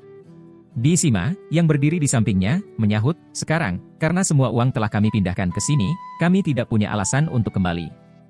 Jaha menoleh padanya dan berkata, selama kalian berada di Prefektur Ilyang, jangan buat masalah. Aku tidak akan membiarkan siapapun yang mengacaukan tempat ini hidup. Mendengar ancaman itu, Bisima menelan ludahnya sebelum menjawab, baiklah, aku akan mengawasi mereka dan memastikan semuanya paham. Jaha lalu berkata kembali kepada Bisima. Pikirkan juga pekerjaan apa yang bisa para bajingan tak berguna itu lakukan. Mereka ini hanya sekumpulan sampah yang bahkan belum pernah melakukan sesuatu yang benar dalam hidupnya. Bisima mengangguk. Baik, aku akan mengatur itu juga. Setelah beberapa saat hening, Bisima tiba-tiba bertanya, ngomong-ngomong, apa nama organisasi Anda? Jaha menegaskan dengan nada mantap, namanya Sekte Hao yang tak tertandingi. Bisima mengerutkan kening, tampak bingung. Maaf, Sekte Hao yang tak tertandingi? Ini pertama kalinya saya mendengar nama itu. Jaha meliriknya sekilas. Jadi kau belum pernah mendengarnya? Bisima segera menunduk dengan hormat. Mohon maaf, pengetahuanku tidak begitu luas. Saya baru mendengarnya sekarang. Jaha tersenyum kecil. Tidak apa-apa. Itu wajar, karena sekte ini baru saja aku bentuk beberapa waktu lalu. Bisima terkejut. Sekte yang baru dibentuk tapi langsung diberi nama, tak tertandingi? Jaha mengangkat bahu dengan santai. Ya. Intinya, sekte Hao baru dibuat. Bisima menghela napas, lalu berkata dengan ragu. Maaf, tapi jujur saja, aku sedikit khawatir jika Anda menggunakan kata, tak tertandingi, tanpa dipikirkan matang-matang. Aku juga tidak yakin bagaimana reaksi orang-orang jika mendengarnya. Jaha hanya tersenyum santai. Tidak masalah. Itu berarti kita tak tertandingi dalam urusan-urusan kecil. Bisima terdiam sejenak, lalu mengangguk dengan ekspresi bingung. Oh, begitu ya? Tiba-tiba, suara teriakan keras menggema di udara. Ketua sekte. Apa yang sedang kau pindahkan di luar? Jaha menoleh dan melihat Sung Tae berjalan cepat ke arahnya dengan ekspresi panik dan marah. Dari mana kau mendapatkan barang-barang ini? Apa kau sudah mulai belajar menjadi seorang bangsat? Jaha tetap tenang dan menjawab, itu uang yang kuambil dari pavilion Gold Mountain, bagian dari klan Black Rabbit. Aku akan menggunakannya untuk biaya membangun lebih banyak bangunan di penginapan Jaha. Sung Tae menatapnya dengan ekspresi tak percaya. Apa? Kau membawa uang klan Black Rabbit ke sini? Jaha mengangguk santai. Iya. Sung Tae semakin frustasi. Suaranya naik 1 oktav. Kenapa? Kenapa kau membawa uang itu ke sini? Jaha mengangkat bahu acuh tak acuh. Karena aku mau. Aku mengambilnya karena aku adalah seorang pelayan rendahan, ketua sekte, dan juga sekaligus bangsat. Sung Tae menghela napas panjang, urat-urat di dahinya mulai menonjol. Ya, aku mengerti. Kau melakukan apa yang kau mau karena kau seorang pelayan rendahan, ketua sekte, sekaligus bangsat. Tapi apa kau sadar? Bahwa klan Black Rabbit bukan tipe yang dirampok. Mereka adalah orang yang merampok. Mereka pasti akan memburu pencuri uang mereka sampai ke ujung dunia, bahkan jika itu berarti membantai seluruh prefektur Iliang. Jaha masih dengan nada santainya, menjawab, kalau mereka datang, aku tinggal membantai mereka. Jadi seharusnya tak masalah. Sung Tae menatapnya dengan ekspresi putus asa, lalu memegang kepalanya. Astaga, aku benar-benar akan ikut gila kalau terus mendengarkanmu. Jaha berkata dengan nada ringan. Tenang saja. Kalau hanya klan Black Rabbit yang datang, aku hanya perlu membunuh pemimpinnya. Sung Tae mendengus, dia sudah hampir menyerah menghadapi logika gila Jaha. Ya, membunuh terdengar seperti rencana yang bagus. Jaha kembali menambahkan, atau mungkin aku bisa menangkap dan menyiksanya. Tapi kalau situasinya memungkinkan, aku juga bisa menjadikannya bawahanku. Sung Tae menatapnya dengan ekspresi mati rasa. Menangkap dan menyiksa? Terdengar bagus. Menjadikannya bawahan? Juga terdengar bagus. Lanjutkan saja sesukamu. Jaha tertawa kecil. Kalau itu tidak berhasil, aku tinggal langsung membunuhnya. Sung Tae, yang benar-benar sudah muak, tiba-tiba bertepuk tangan dengan senyum lebar yang jelas-jelas sarkastik. Oh, kau tinggal membunuhnya? Itu rencana yang sangat bagus? Sepertinya aku terlalu tolol karena khawatir. Jaha ikut tersenyum lebar. Bukankah kau memang sudah biasa menjadi tolol? Sudah kubilang, tidak perlu khawatir. Sung Tae menghela napas panjang sambil menggeleng. Sialan. Kalau saja kau bisa mengatakan sesuatu yang masuk akal, mungkin aku akan merasa lega. Jaha mendengar jawaban itu dengan ekspresi datar, lalu menghela napas. Melihatmu seperti ini, yang lain pasti juga mulai cemas. Aku paham bagaimana perasaanmu. Kalau begitu, panggil para ketua grup sekte Hao untuk berkumpul di depan penginapan. Sung Tae menunduk hormat. Baik. Tapi, siapa saja ketua grup yang kau maksud? Aku belum tahu nama-nama mereka. Jaha menjelaskan dengan tenang, di antaranya adalah Ketua Grup Pedagang, Jang Deoksu. Ketua Grup Pandai Besi, Geum Cheolyong. Dan Ketua Grup Konstruksi, Yeon Jaseong. Panggil mereka bertiga ke depan area konstruksi penginapan Jaha. Sung Tae mengangguk. Saya mengerti. Akan segera saya laksanakan. Tak lama kemudian, mereka semua berkumpul di area konstruksi penginapan Jaha. Di tengah-tengah mereka, api unggun menyala, cahayanya menari-nari di wajah-wajah serius para ketua grup. Cheolyong menyilangkan tangan dan menatap Jaha. Aku dengar kau punya sesuatu yang penting untuk dibicarakan? Jaha mengangguk. Benar. Aku mengumpulkan kalian di sini untuk membahas kode etik sekte Hao. Deoksu mengangkat alis. Kode etik? Jaha menegaskan. Mulai sekarang, apapun yang terjadi di sekte Hao adalah tanggung jawabku. Lalu, jika ada masalah, langsung katakan saja bahwa pemimpin sekte yang akan menyelesaikannya. Para ketua grup saling bertukar pandang. Raut wajah mereka menunjukkan kebingungan. Jaha melanjutkan, jika ada orang yang datang mencari pemimpin sekte Hao, jangan mencoba bersikap loyal dengan menutup mulut. Katakan saja di mana aku berada. Dan kalau ada yang menginterogasimu, apapun pertanyaannya, jawab saja bahwa hanya ketua sekte yang tahu jawabannya. Itu adalah kode etik pertama sekte Hao. Keheningan sejenak. Wajah mereka masih menunjukkan ekspresi ragu. Cheolyong akhirnya membuka suara. Jadi maksudmu, semua tanggung jawab akan kau pikul sendiri? Dan kau menyebut ini sebagai kode etik? Jaha mengangguk mantap. Biar aku jelaskan alasannya. Aku memang tidak berbakat dalam membuat sup mie ayam, jadi aku akan mengabdikan diriku sepenuhnya untuk seni bela diri. Mata Cheolyong langsung membelalak. Jadi, ternyata itu benar. Sung Tae terkekeh. Akhirnya dia mengakuinya. Deoksu menepuk pahanya sambil tertawa kecil. Dia akhirnya mengakui bahwa dia sangat buruk dalam membuat sup mie ayam. Cheolyong menggelengkan kepala, ekspresinya campuran antara lega dan prihatin. Sup mie ayamnya benar-benar buruk. Aku bahkan tidak bisa menyebutnya makanan. Rasanya seperti makanan ternak. Tidak, bahkan lebih buruk. Rasanya seperti tinja. Jaseong yang belum pernah mencobanya bertanya dengan ragu, seburuk itukah sup mie ayamnya? Sung Tae menghela napas panjang. Tidak ada yang lebih buruk dari sup mie ayam buatannya. Jaha menatap mereka dengan ekspresi kecewa. Dia tidak menyangka respon mereka akan seperti ini. Namun, dia hanya menghela napas dan melanjutkan, baiklah, mari kita lanjutkan. Cheolyong yang mengurus pandai besi dan Deoksu yang menjalankan kedai makanan, kalian tidak ada urusan dengan seni bela diri kan? Cheolyong mengangkat bahu. Tentu saja tidak. Untuk apa aku mengurusi hal seperti itu? Deoksu ikut menimpali, aku bahkan tidak pernah berpikir untuk melakukannya. Jaha mengangguk. Begitu pula dengan kalian berdua. Jaseong mengangguk setuju. Benar sekali. Tiba-tiba, Sung Tae mengangkat tangan. Lalu bagaimana denganku? Mereka semua serentak menoleh ke arahnya, menatap dengan ekspresi heran, seolah tidak percaya dia benar-benar menanyakan itu. Jaha kembali menjelaskan, hal yang sama berlaku untuk sebagian besar orang di sekte Hao. Tapi tidak untukku.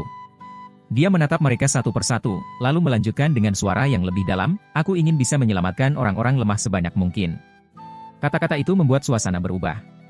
Tidak ada yang langsung menanggapi. Ekspresi mereka perlahan menjadi serius.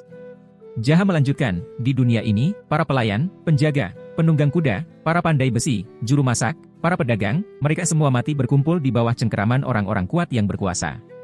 Bahkan mereka tidak punya hak untuk mempertanyakan keadilan. Mereka hanya bisa menerima nasib. Dan itu akan terus berlanjut. Dia berhenti sejenak, membiarkan kata-katanya meresap sebelum menambahkan dengan nada lebih tajam, tapi kalau ada orang lemah yang mati dengan tidak adil, aku tidak peduli siapa lawannya. Aku, sebagai ketua sekte Hao, tidak akan tinggal diam. Deoksu menatapnya dengan ragu. Tidak akan tinggal diam? Siapapun lawannya, apa maksudmu? Cheolyong menambahkan dengan nada tak percaya, Ketua, maksudmu kau akan menghadapi siapapun? Tidak hanya klan Black Rabbit? Jaha mengangguk mantap. Benar. Jika ada orang lemah mati di tangan faksi hitam, aku akan membunuh pelakunya. Tapi jika dia mati di tangan faksi putih, aku juga akan membunuhnya, dan aku akan melakukannya lebih cepat, sebelum masalah ini sampai ke pemimpin Murim. Matanya menyala penuh tekad saat dia menyelesaikan kalimatnya. Alasannya karena aku adalah ketua sekte Hao. Keheningan menyelimuti mereka. Tak satu pun dari mereka bisa berkata-kata. Kilas balik. Bayangan masa lalu muncul di benak Jaha. Di masa ketika aku dikenal sebagai iblis gila, dunia ini penuh dengan pertumpahan darah. Kultus demonik, aliansi Murim, faksi hitam, faksi putih, semuanya terus bertarung, saling membantai tanpa henti. Orang-orang lemah menjadi korban, berguguran begitu saja seperti terjadi peperangan. Aku tidak pernah peduli dengan para monyet gila yang mati dalam pertarungan mereka sendiri. Mereka memilih jalan itu. Mereka tahu risikonya. Tapi aku tidak bisa menerima kenyataan bahwa orang-orang seperti aku, seorang pelayan yang hanya membawakan makanan dan minuman, dipukuli, disiksa, dan dibunuh tanpa alasan. Itulah mengapa aku membunuh mereka. Dan itu juga mengapa aku mendapatkan julukan Mat Demon. Tapi dunia ini tidak adil. Aku terlalu mudah dihujat. Terlalu mudah disalahkan. Tak peduli apa yang kulakukan, orang-orang tetap menyebutku gila. Bahkan aku dituduh melakukan kejahatan yang tidak pernah kulakukan. Sejujurnya, aku punya banyak kesempatan untuk membuktikan bahwa aku tidak bersalah. Tapi untuk apa? Aku terlalu malas untuk membersihkan namaku. Selain itu, aku juga terlalu marah. Dalam sekejap mata, aku berubah menjadi musuh aliansi Murim. Tidak ada yang bisa mengerti. Tidak ada yang tahu bagaimana rasanya harus berlatih keras untuk membunuh pemimpin kultus demonik, sementara di saat yang sama harus melarikan diri dari aliansi Murim yang ingin membunuhku. Tapi itu dulu. Sekarang aku berbeda. Sebagai ketua sekte Hao, aku akan selalu punya alasan untuk bertarung. Dan kali ini, aku tidak akan bertarung untuk diriku sendiri. Aku akan menjadi pahlawan bagi yang lemah. Kembali ke masa sekarang. Sung Tae tiba-tiba mengangkat tangan, ekspresinya penuh kebingungan. Anu, ada yang tidak aku mengerti. Jaha menoleh ke arahnya. Bukankah Anda harus menjadi sangat kuat agar kode etik ini punya arti? Baiklah, lupakan soal klan Black Rabbit, tapi bagaimana Anda akan menghadapi semua sekte yang ada? Atau para master bela diri yang mungkin akan datang di masa depan? Pertanyaan itu membuat Jaha terdiam sejenak. Lalu, dengan santai dia menjawab, kalau aku bisa menjadi yang tak tertandingi, maka masalah ini akan selesai, kan? Tempat itu langsung sunyi. Mereka semua menatapnya dengan ekspresi campuran antara terkejut, bingung, dan tidak percaya. Hah, menjadi yang tak tertandingi? Sung Tae menghela napas panjang sambil menahan kesal. Lagi-lagi omong kosong. Bagaimana aku bisa tenang kalau begini? Cheolyung tiba-tiba tertawa kecil dan menyilangkan tangannya. Baiklah. Aku mendukungmu, ketua. Seorang pria sejati memang harus memiliki ambisi yang besar. Jaseong mengangguk mantap. Saya juga akan mendukung Anda. Saya akan menjadi sponsor yang loyal untuk Sekte Hao dan ketua sekte. Deoksu masih terlihat ragu. Apa itu mungkin? Ada begitu banyak sekte dan master bela diri yang lebih kuat di luar sana. Belum lagi para jenius bela diri, yang bahkan mulai berlatih sebelum mereka bisa berjalan. Jaha tersenyum percaya diri, tentu saja, itu benar. Deoksu mengangguk pelan, lalu berkata dengan nada serius. Bahkan bagi orang-orang jenius sekalipun, untuk menjadi yang tak tertandingi, itu adalah cita-cita yang sulit. Mereka bilang, untuk menjadi yang paling hebat, hanya yang terpilih saja yang bisa, dan itu dipilih oleh surga. Jaha mendengarnya dengan tenang, lalu menjawab dengan tegas, tentu saja itu aku. Karena aku sudah dipilih oleh surga. Mendengar kata-kata penuh percaya diri dari Jaha, mereka berempat hanya bisa terdiam, tak percaya dengan apa yang baru saja mereka dengar. Mereka merasa seperti baru saja mendengar orang gila berbicara. Sung Tae bergumam pelan, keparat ini hanya mengatakan apapun yang dia mau. Namun, Jaha hanya tersenyum dan melanjutkan, sebenarnya, ini bukan soal menjadi yang tak tertandingi atau tidak. Yang terpenting adalah seberapa besar usaha yang kita lakukan untuk mencapai tujuan itu. Aku, Li Jaha, seorang pelayan rendahan, akan berusaha menjadi yang tak tertandingi di dunia ini. Kalian juga harus berpikir serius tentang tujuan kalian sendiri, tentang masa depan kalian. Semua terdiam, merenungkan kata-kata Jaha. Tak ada yang melanjutkan pembicaraan, dan akhirnya rapat kode etik Sekte Hao pun selesai dengan tenang. Setelah itu, Jaha melangkah keluar dan berjalan-jalan di prefektur Ilyang, menghirup udara segar sambil merenung dalam hati. Perbedaanku dengan Mat Demon di kehidupan sebelumnya adalah, dulu, aku tak punya tujuan hidup. Tapi sekarang, aku punya tujuan. Dan tujuanku adalah menjaga Sekte Hao dengan baik, mempersiapkan diri untuk melawan kultus demonik, atau bahkan aliansi murim, gumamnya dalam hati. Jika aku bisa menjadi pahlawan bagi mereka yang lemah, aku tidak akan menjadi musuh masyarakat seperti dulu. Dengan alasan yang kuat, aku bisa berdiskusi tentang keadilan dengan faksi putih, bertarung melawan monyet-monyet dari kultus demonik, bahkan membunuh bajingan-bajingan keparat jahat dari faksi hitam, atau menjadikan mereka bawahanku. Inilah yang disebut alasan yang kuat dari orang yang kuat, yang memiliki tujuan dan tanggung jawab. Jaha melanjutkan langkahnya, merasakan tekad yang semakin membara di dalam dirinya. Jika seseorang memiliki pendapat yang berbeda dari mayoritas, dia akan dianggap sebagai revolusioner jika berhasil. Dan jika gagal dia akan dianggap orang gila. Namun kali ini, Jaha tahu satu hal pasti. Aku akan menjadi orang gila yang sukses dan berhasil. Tujuannya begitu mendalam. Di bawah gemerlap sinar bulan yang menyinari langkahnya, ia merenungi masa depan mereka yang lemah. Bertekad untuk mengubah nasib mereka dengan tangannya sendiri.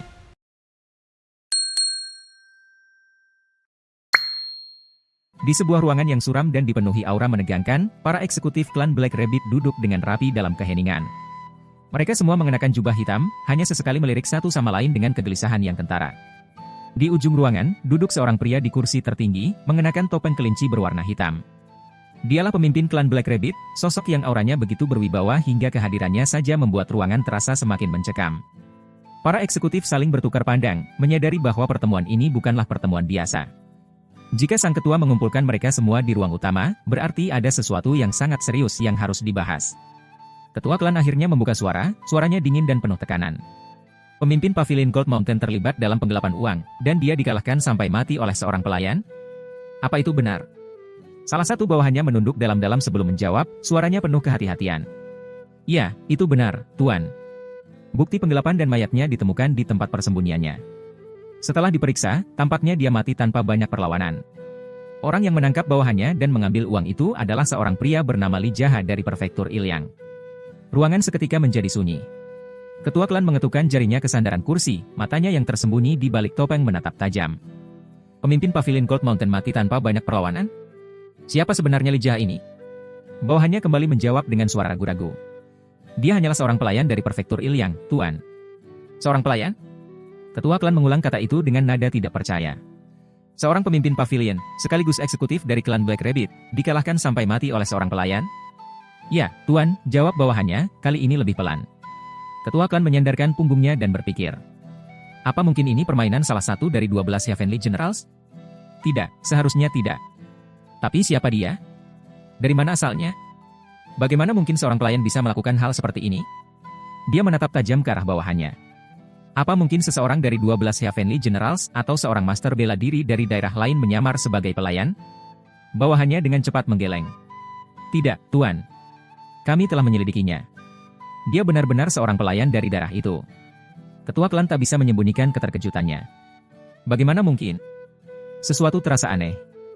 Jika informasi ini benar, maka Li Jaha bukanlah orang biasa.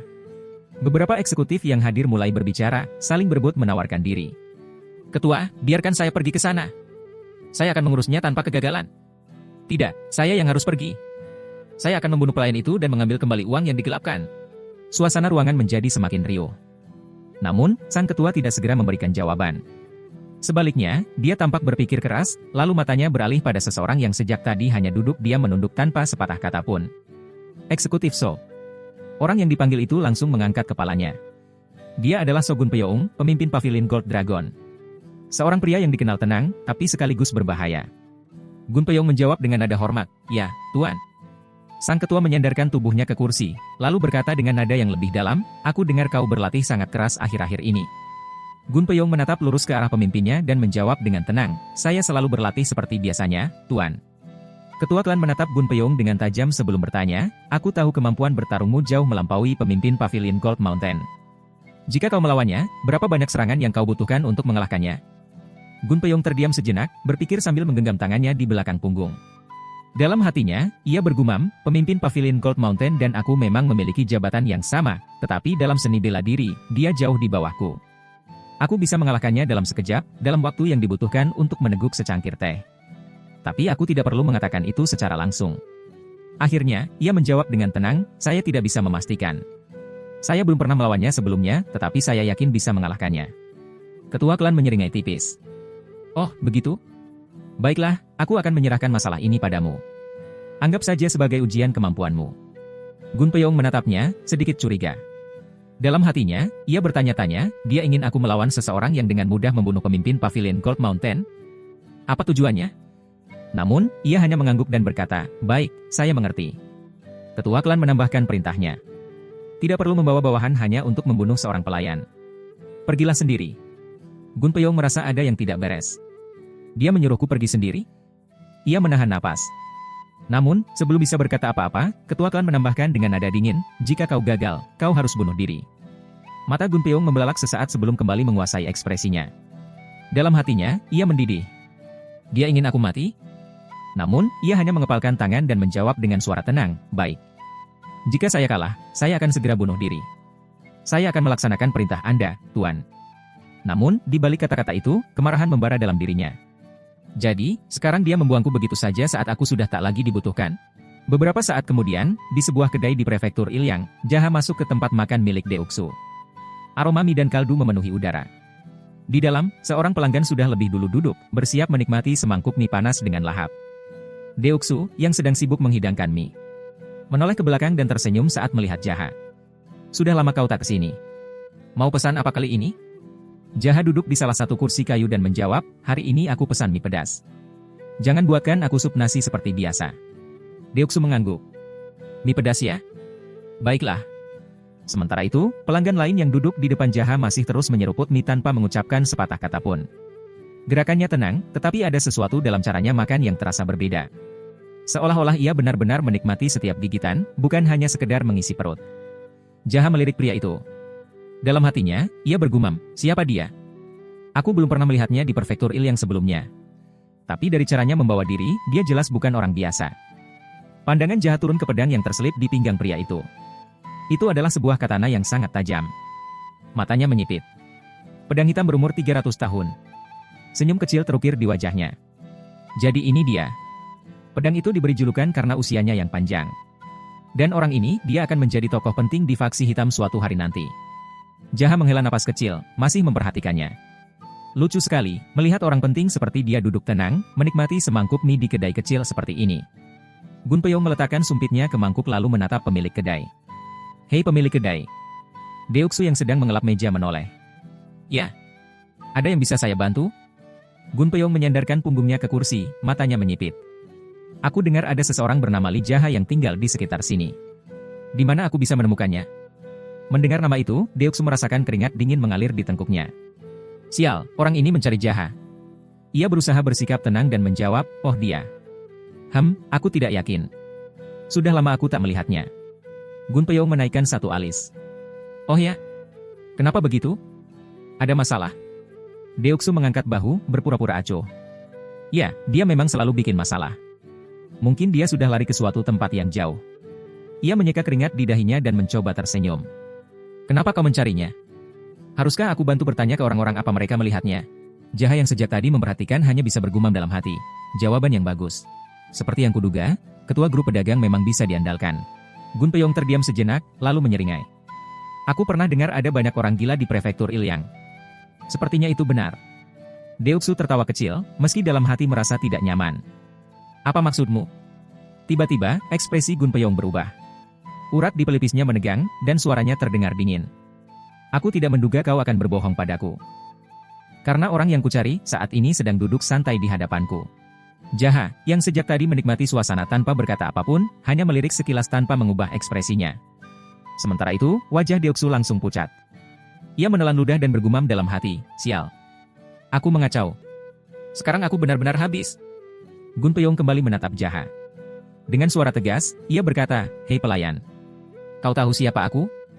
Jaha mendengus sebelum menjawab dengan nada malas, tentu saja. Kau Shogun Peong, keparat dari klan Black Rabbit. Dasar bajingan kurang ajar. Di mana sopan santunmu? Mata Gun Peong membelalak. Dalam hatinya, ia bergumam, bagaimana dia bisa tahu namaku? Gun Peong mengepalkan tangannya. Siapa kau sebenarnya? Jaha mengangkat bahu.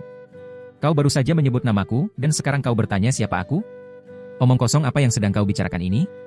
Gun Peong bertanya dengan melotot. Maksudku, kau ini sebenarnya siapa? Jaha ikut melotot, lalu menyilangkan tangan di dada. Itu pertanyaan yang cukup mendalam. Ia mengusap dagunya, pura-pura berpikir keras. Siapa aku, ya? Itu pertanyaan filosofis. Aku mungkin butuh waktu untuk merenungkannya. Lalu, dengan wajah sok keren, ia menatap ke arah jendela dan berkata dengan nada dramatis, siapa aku? Gun Peong menghela napas panjang, jelas kesal. Kau pasti sudah gila. Tanpa berkata apa-apa lagi, ia meraih mangkuknya dan menyeruput sisa mie dengan cepat. Di sisi lain, Jaha melirik ke arah Deoksu dan berkata santai, hei pemilik kedai, apa mie pedasku masih belum siap? Aku sangat lapar. Deoksu, yang sejak tadi berkeringat dingin, dalam hati, ia berteriak, keparat ini, dia masih sempat memikirkan mie pedas saat nyawanya sedang terancam? Deoksu mengepalkan tangan, menahan amarah. Sialan, aku benar-benar ingin menghajarnya sekarang. Deoksu menyeka keringat dari dahinya, berusaha menjaga senyum meski ada ketegangan yang jelas terasa di udara. Sepertinya, mie untuk pelanggan yang terhormat sudah habis, katanya, berusaha terdengar santai. Jaha menatapnya dengan ekspresi datar, sedikit mengangkat alis. Apa? Kau baru bilang begitu setelah aku pesan. Gun Peong yang sejak tadi diam, kini menatap mereka berdua dengan tatapan tajam. Matanya berkilat penuh amarah. Tempat ini benar-benar lucu, ujarnya dengan nada sinis, lalu menyeruput mie dengan cepat hingga habis, tidak tersisa. Setelah itu, dia mengalihkan pandangannya ke Deoksu, tolong hitung semuanya. Aku akan bayar. Deoksu yang mendengar itu hanya terkekeh canggung, mencoba tetap tenang meskipun hatinya berdegup kencang. Ah, tidak usah, tidak usah. Aku sudah senang melihatmu makan dengan lahap seperti itu. Gun Peong, yang tampaknya tidak ingin berdebat, mengeluarkan uang dengan gerakan cepat. Tidak, aku sudah selesai makan. Aku harus bayar. Deoksu merasa gugup, wajahnya memucat. Dalam hatinya dia berpikir, kalau kau berada di posisiku, apakah kau akan menerima uang itu? Dengan kasar, Gun Peong meletakkan uang itu di atas meja, seolah menuntut agar diterima. Lalu Gun Peong menatapnya tajam. Dengan ekspresi marah, dia berkata, hei pelayan. Tempat ini terlalu sempit. Jadi, ayo keluar. Jaha hanya menatapnya datar, tidak mengucapkan sepatah kata pun. Gun Peong kemudian mengalihkan pandangannya ke Deoksu dan berkata dengan nada datar, mie-nya sangat enak. Mungkin aku akan datang lagi lain kali. Dengan itu, dia berjalan keluar, pedang hitam yang dibawanya berkilat di bawah cahaya sore. Di dalam kedai, Jaha menatap Deoksu yang masih sedikit gemetar. Ambilkan aku pisau dari dapur, perintahnya dengan nada biasa. Deoksu mengerutkan kening. Untuk apa? Jaha mengangkat bahu, menjelaskan dengan santai, aku tidak bawa senjata. Deoksu terkejut mendengar jawaban itu. Tidak bawa senjata? Pikirnya, bingung. Dia hanya terdiam, tak tahu harus berkata apa. Di luar kedai, Gun Peong sudah berdiri dengan sikap siap bertarung. Ia menatap Jaha dengan tatapan tajam, seolah menantangnya. Jaha menatap datar, pisau dapur yang diambil Deoksu sudah ada di tangannya. Gun Peong mendecakkan lidah. Apa yang kau lakukan dengan pisau dapur itu? Jaha memandang pisau itu dengan pura-pura khawatir. Oh, ini? Aku tidak bawa senjata. Jadi, aku akan menggunakan ini. Gunpei mengernyit kesal, wajahnya berubah merah karena amarah yang memuncak. Bajingan ini benar-benar gila. Jaha mengendus-endus pisau itu dengan alis terangkat, seolah sangat memperhatikan. Tidak, ini sangat berbahaya, katanya, pura-pura khawatir. Aku bisa mencium bau bawang putih di pisau ini. Bayangkan betapa sakitnya jika bawang putih itu masuk ke dalam lukamu. Ingat ini, manusia rendahan dari faksi hitam, siapapun yang mencari masalah dengan pelayan seperti aku, akan dibunuh oleh pisau dapur bekas memotong bawang putih. Dan percayalah, saat bawang putih itu masuk ke dalam lukamu, itu akan sangat menyakitkan. Gunpei membelalakan matanya, sangat kesal dan marah. Ternyata kau memang sudah sangat gila. Dalam hatinya, ia bergumam, pemimpin pavilion Gold Mountain mati di tangan orang seperti ini? Dengan senyum penuh penghinaan, Jaha memutar pisau di tangannya seolah menganggapnya mainan. Dia lalu berbicara dengan nada penuh ejekan. Hei Gunpei, omong-omong kenapa kau datang sendirian? Di mana bawahanmu? Bukankah anggota faksi hitam biasanya bergerak dalam kelompok? Gunpei mengejek, untuk apa aku repot-repot membawa pasukan hanya demi menghabisi seorang pelayan? Itu terlalu memalukan. Jaha mengangkat alis, tersenyum tipis. Memalukan? Jadi, kau malu bertarung denganku? Gunpei mengejek, bahkan berbicara denganmu pun tak pantas. Tapi aku ingin tahu satu hal, apakah benar kau yang membunuh pemimpin pavilion Gold Mountain? Jaha menatapnya dengan ekspresi sok heran. Kenapa wajahmu terlihat begitu bodoh? Apa kau baru saja dibuang? Gunpei merasakan dadanya bergejolak. Kata-kata Jaha menohok tepat di lubuk hatinya. Urat-urat di wajahnya menegang, menunjukkan kemarahan yang mulai meluap. Melihat reaksinya, Jaha terkekeh pelan. Sepertinya aku benar. Kau baru saja dibuang, bukan? Gunpei benar-benar kesal, wajahnya semakin merah padam. Aku tak perlu mendengar omong kosongmu lagi. Dengan gerakan cepat, ia mencabut pedangnya dari sarungnya. Cahaya senja berpendar di sepanjang bilahnya, memancarkan aura tajam yang tak bisa diremehkan. Jaha memperhatikannya dengan mata berbinar. Jadi dugaanku benar, itu bukan pedang sembarangan. Gunpei mengangkat pedangnya tinggi-tinggi, menodongkannya ke arah Jaha. Aku tidak mengerti bagaimana seorang pelayan rendahan bisa begitu sombong dan arogan. Jaha tetap tenang, menyilangkan tangannya sembari memegang pisau dapur. Dengan nada santai, ia membalas, aku juga tidak mengerti kenapa manusia rendahan dari faksi hitam bisa begitu percaya diri. Mata Gunpei menyipit tajam, amarahnya memuncak. Urat-urat di pelipisnya menegang, seolah siap meledak. Tanpa menunggu lebih lama, ia menerjang ke depan, mengayunkan pedangnya dengan kekuatan penuh, mencoba menebas Jaha dalam satu serangan mematikan.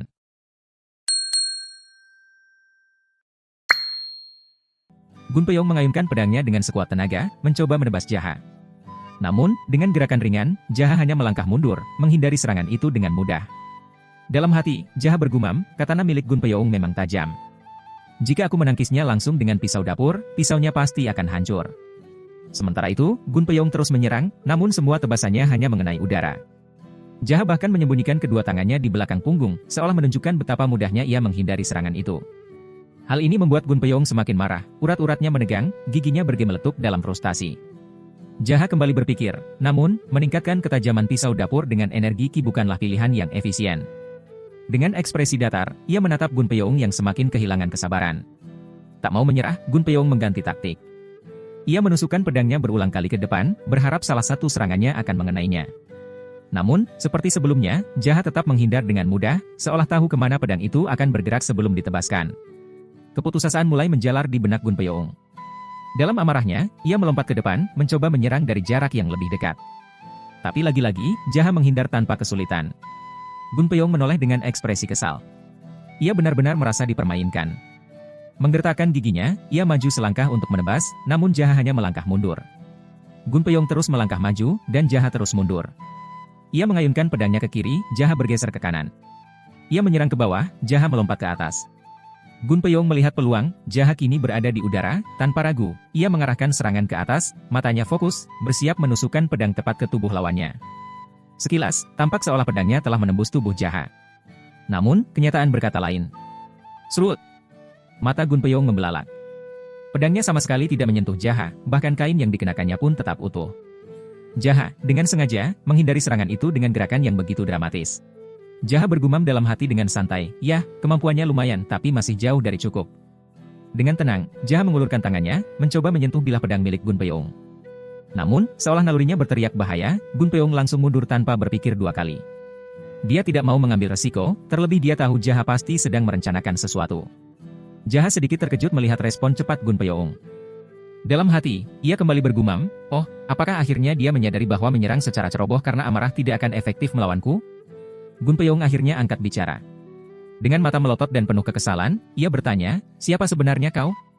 Bagaimana bisa kau membaca setiap gerakanku dengan begitu akurat? Jaha langsung menjawab, dari awal kau mencariku, kau sudah langsung tahu siapa aku. Aku hanyalah pelayan rendahan yang kau cari. Jadi, omong kosong apa yang sedang kau tanyakan kali ini?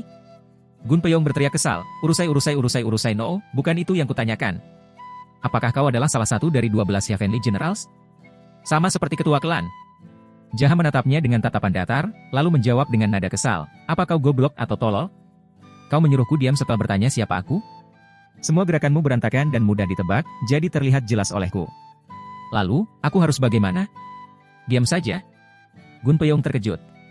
Apa? Jaha melanjutkan dengan nada tenang, kenapa kau begitu kaget? Teknik yang kau gunakan buruk. Itu hanya teknik kelas rendah yang diajarkan pada budak faksi hitam. Gun Peyoung semakin kesal, berani sekali kau menyebut teknik andalanku buruk dan hanya digunakan oleh budak. Jaha menghela napas sebelum menjawab, semua yang dipelajari oleh 12 Heavenly Generals berasal dari gurunya, Daina Chal. Dan mereka semua adalah budaknya. Jadi, apakah aku salah? Sebenarnya, menyebutmu sebagai budak itu masih terlalu baik. Kalian bahkan tidak lebih dari sekadar pion di papan catur. Gun Peyoung mendengar semua itu dengan wajah merah padam, penuh amarah, tapi tetap saja, dia tak bisa membantah. Seburuk apapun kenyataannya, Jaha benar. Jaha melanjutkan dengan nada mengejek, kalian itu tak lebih dari mainannya. Ayam sabungnya. Bahkan pembersih kotorannya yang dia tinggalkan. Gun Peyoung mengepalkan tangannya erat. Dia ingin menyangkal, ingin membalas hinaan itu. Tapi bagaimana? Semua yang dikatakan Jaha adalah kebenaran pahit yang selama ini dia coba abaikan. Tapi Jaha belum selesai. Kau, dan yang lainnya, adalah bajingan yang menyediakan uang dan wanita untuknya. Bahkan rela mencium dan menjilat pantatnya. Urusai no, Gun Peyoung akhirnya meledak. Teriakannya bergema, napasnya tersengal akibat luapan emosi yang tak tertahan. Jaha tetap tenang, bahkan terlihat semakin menikmati situasi. Tidakkah kau sadari? Mengamuk dan menyerangku tidak akan mengubah apapun. Kau dan yang lain hanya mengikuti perintah tanpa berpikir. Memakai topeng bodoh mereka jika disuruh. Membunuh siapapun yang diperintahkan. Mempelajari teknik yang mereka tetapkan. Bahkan menjalankan sekte mereka tanpa sedikit pun mempertanyakan. Dan lebih parahnya lagi, kalian menghujaninya dengan uang dan wanita. Jaha menggeleng, lalu menyeringai sinis. Apa-apaan itu, bajingan? Kau memang sampah. Gun Peyoung terdiam. Tangannya mencengkeram pedang begitu kuat hingga bergetar hebat. Dalam hatinya, dia bergumam, aku ingin menyangkalnya. Aku ingin mengatakan dia salah. Tapi kenapa? Kenapa aku tak bisa membantah satupun kata-katanya? Jaha menatapnya dengan ekspresi meremehkan. Kenapa kau begitu kaget? Apa kau pikir menjadi bagian dari faksi hitam itu keren? Tak perlu semarah itu. Lagi pula, si mesum tua dari Nachal itu akan mati di tanganku. Gun Peyoung akhirnya menarik napas dalam, mencoba menenangkan diri. Dengan suara dingin, dia berkata, teruslah mengoceh, pelayan. Jaha hanya tersenyum tipis. Dalam hatinya dia bergumam, lihatlah orang ini sangat keras kepala. Jaha kembali berkata, 12 Heavenly Generals bertarung satu sama lain demi kenaikan peringkat. Siapapun yang berada di peringkat pertama akan diajari langsung oleh si mesum tua Daina Chal. Tapi pertanyaannya, apa gunanya? Apa dia benar-benar orang terkuat? Tak terkalahkan? Sudah jelas tidak. Jaha melirik Gun Peyoung, matanya penuh ejekan. Dan kau pikir si mesum tua itu akan mengajarkan teknik terbaiknya kepada muridnya? Tidak. Itu hanya alasan agar kalian tetap tunduk, terus menjilatnya mati-matian. Sungguh, kalian ini orang-orang yang lucu. Gun Peyoung mendengus, lalu berkata dengan nada menantang, apa kau sudah selesai mengoceh? Kalau kau memang sehebat itu, kau tidak akan terus-menerus menghindar, kan? Jaha menyunggingkan senyum tipis. Sepertinya kau memang perlu dihajar habis-habisan dulu agar sadar. Tanpa basa-basi, Jaha mengambil kuda-kuda. Tangannya menggenggam erat sebuah pisau dapur, sementara tangan satunya mulai mengalirkan energi ki ke dalamnya. Dalam hitungan detik, energi ki merah menyala membungkus pisau itu, begitu tebal hingga tampak seperti api yang berkobar. Mata Gun Peyoung membelalak. Ia menatap pemandangan di depannya dengan keringat dingin mulai mengalir di pelipisnya. Tak lama kemudian, energi ki merah itu memanjang, membentuk pedang menyala di genggaman Jaha. Gun Peyoung menelan ludah. Dalam hatinya, ia bergumam, aku tidak akan bisa menang melawan ahli seni bela diri seperti dia, tapi aku tak boleh mundur, bahkan jika harus mati di sini. Jaha menatapnya dengan tajam. Aku menyebut teknik ini Tasty Fire. Gun Peyoung mengerutkan kening. Hah? Tasty Fire? Sementara itu, dalam hati Jaha bergumam, ya, meskipun nama aslinya adalah Blazing Flame. Gunpyeong tak mau kalah. Ia segera mengerahkan energi ki-nya, kali ini berwarna biru, membungkus pedangnya dengan cahaya dingin yang tajam. Ia menyeringai, seolah percaya itu cukup untuk menandingi Jaha. Keduanya saling bertatapan. Gunpyeong tersenyum, tapi matanya tak bisa menyembunyikan ketakutan. Sementara itu, Jaha tersenyum dengan percaya diri, seakan sudah mengetahui hasil pertarungan ini. "Ya!" Gunpyeong berteriak, mengayunkan pedangnya dengan kekuatan penuh. Dari bilahnya, energi ki biru melesat bagai gelombang tajam, memecah lantai yang dilewatinya. Setiap ayunan membawa kehancuran, tajam dan destruktif. Jaha hanya berdiri di tempatnya, tatapannya masih setenang sebelumnya. Dia sama sekali tak berniat menghindar. Ia menggenggam erat pisau dapur yang telah dipenuhi energi ki merah menyala, lalu menebasnya dengan sekuat tenaga. Dalam sekejap, gelombang energi ki merah itu melesat cepat, bertabrakan langsung dengan energi ki biru milik Gunpyeong. Seperti yang diduga, energi ki merah Jaha jauh lebih unggul. Ia menyapu bersih gelombang energi ki biru Gunpyeong tanpa sisa, lalu terus melesat lurus ke depan, bagaikan anak panah yang dilepaskan dengan kecepatan luar biasa. Gunpyeong menyadari bahaya yang mendekat. Dengan refleks, ia mengangkat pedangnya untuk menahan serangan itu. Blar! Energi ki itu menghantam pedangnya tepat di tengah. Namun, kekuatan energi ki Jaha terlalu besar. Gunpyeong tak mampu menahan dampaknya, tubuhnya terpental keras, berguling-guling di jalanan seperti seekor keledai terjungkal. Begitu tubuhnya menghantam tanah, kesadarannya langsung lenyap. Jaha hanya menatapnya dengan dingin, sorot matanya kejam dan tanpa belas kasihan. Di sisi lain, Deoksu keluar dari dalam kedainya. Ia menggenggam erat sebuah katel, seolah benda itu bisa melindunginya jika ada serangan nyasar. Matanya berbinar melihat pertarungan yang baru saja terjadi. Wow, gumamnya takjub. Dalam hati, ia berpikir, ini luar biasa. Jadi begini rupanya pertarungan sejati antara para ahli seni bela diri. Namun kekagumannya langsung berganti keterkejutan. Jaha berjalan mendekati tubuh Gunpyeong yang terkapar di tengah jalan. Tanpa ragu, ia mulai menginjak-injaknya, seperti menginjak seekor serangga yang tak berdaya di bawah sepatu. Duk duk duk duk duk duk. Ia melakukannya tanpa ampun, dengan ekspresi penuh rasa kesal. Setiap injakan terasa brutal, seolah ingin memastikan Gunpyeong tak akan keras kepala lagi. Deoksu yang melihat kejadian itu hanya bisa menelan ludah. Keringat dingin mulai mengalir di pelipisnya. Dalam hatinya, ia bergumam dengan ngeri, apa yang sedang dilakukan bajingan keparat itu.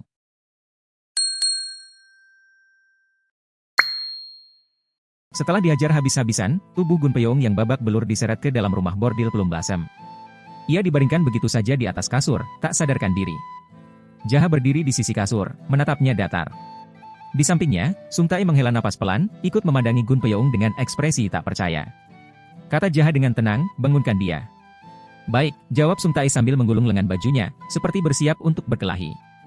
Ia membentak, bangun, keparat, dan menampar pipi kiri Gunpyeong keras. Namun Gunpyeong tetap tak bergerak. Dasar bajingan keras kepala, geram Sung Tae. Amarahnya meledak. Ia tak lagi menahan diri dan menghajarnya kembali, kali ini penuh emosi. Kau pikir ini kamar tidur di rumahmu, hah? Bangun! Setelah beberapa pukulan brutal, Gunpyeong mulai mengerang pelan. Ug. Tubuhnya tersentak dan terduduk. Matanya terbuka lebar dengan tatapan kosong. Napasnya terengah, dadanya naik turun cepat. Jantungnya seolah meloncat dari dada saat kesadarannya kembali. Aku masih hidup. Gumamnya dalam hati. Jaha melangkah maju. Tatapannya tajam. Kalau kau sudah sadar, jawab pertanyaanku. Di mana dari Nacal akhir-akhir ini? Gunpyeong menoleh pelan, wajahnya lebam dan bengkak, namun nada bicaranya masih menyebalkan. Mana ku tahu? Bahkan ketua klan Black Rabbit juga tak tahu keberadaannya. Jaha mengerutkan alis. Kalau begitu, bagaimana dengan ketua klan Black Rabbit? Dia di markas, jawab Gunpyeong cepat. Yang kutanya bukan tempatnya, tapi apa yang dia lakukan belakangan ini, dasar tolol, suara Jaha mulai meninggi. Gunpyeong meringis selalu menjawab, dia sedang latihan. Jaha memegang dagunya, berpikir sambil berkata. Apa mungkin turnamen peringkat sudah dekat? Sepertinya dia akan ikut bertarung di sana. Gunpyeong tersentak. Matanya membelalak. Bagaimana kau bisa tahu itu? Jaha menatapnya dengan tenang. Apa aneh kalau aku tahu? Tentu saja aneh, balas Gunpyeong cepat. Itu informasi rahasia, hanya para eksekutif klan yang mengetahuinya. Jaha menatap lurus ke arahnya, suaranya dingin dan berat. Kami dari Sekte Hao, tahu segalanya, kecuali hal-hal yang tidak kami tahu. Namun dalam hatinya, Jaha bergumam. Tentu saja aku tahu, karena aku sudah pernah melalui semuanya. Dan sekarang aku kembali ke masa lalu. Gunpyeong mengerutkan dahi, mencoba mencerna pernyataan Jaha barusan. Apa maksudmu? Tanyanya bingung. Sung Tae langsung menimpali dengan tegas, tak ada yang tak diketahui oleh Sekte Hao. Namun Jaha meliriknya sekilas dan menyanggah dengan tenang, tidak begitu juga. Kalau kita tidak tahu, ya artinya kita memang tidak tahu. Sung Tae menoleh, menatap Jaha dengan bingung. Serius? Jaha mengangguk sambil berkata, yang terpenting adalah kemampuan untuk mencari tahu dengan cepat hal-hal yang belum kita ketahui. Oh, begitu, Sung Tae akhirnya mengangguk-angguk, pura-pura paham. Lalu ia kembali menatap Gun Peung dengan tatapan dingin.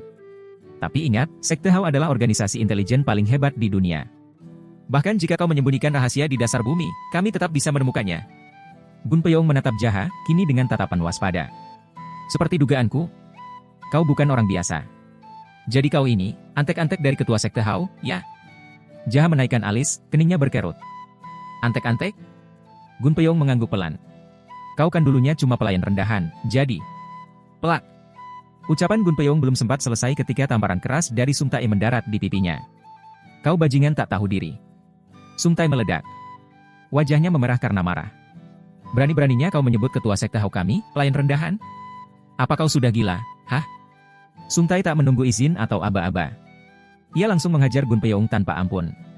Tinju dan makiannya bertubi-tubi menghujani pria malang itu.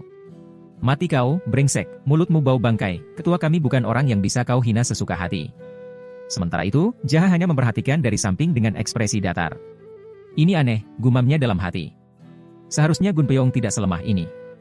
Dia bukan tipe yang bisa dihajar semudah itu oleh Sung Tae. Dan Sung Tae, dasar bajingan. Kau cuma berani karena aku ada di sini. Setelah puas memukuli, Sung Tae akhirnya berhenti. Ia menarik napas panjang dan tersenyum lebar, seperti baru saja keluar dari spa. Piuh, ketua, sepertinya dia sangat suka untuk dipukuli. Jaha mengangguk pelan. Kalau begitu, tunggu di luar. Baik, ketua, jawab Sung Tae semangat, lalu melangkah keluar sambil bersenandung kecil. Dalam hatinya, ia bergumam, rasanya menyegarkan sekali. Jaha menatap Gun Peung yang terduduk lemah. Matanya kosong, wajahnya bengkak. Ia mendekat pelan dan bertanya dengan suara rendah, Gun Peung, bagaimana kalau kau jadi bawahanku? Tanpa ragu, Gun Peung menggeleng cepat. Tidak. Aku tak mau. Jaha tetap tenang. Ia menatap Gun Peung lurus-lurus dengan wajah tanpa ekspresi. Oh, begitu. Baiklah, apa lebih baik kau kubunuh saja?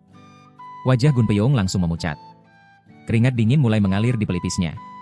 Jaha tersenyum tipis, tapi sorot matanya tetap tajam. Berhentilah berpura-pura berani, katanya dingin.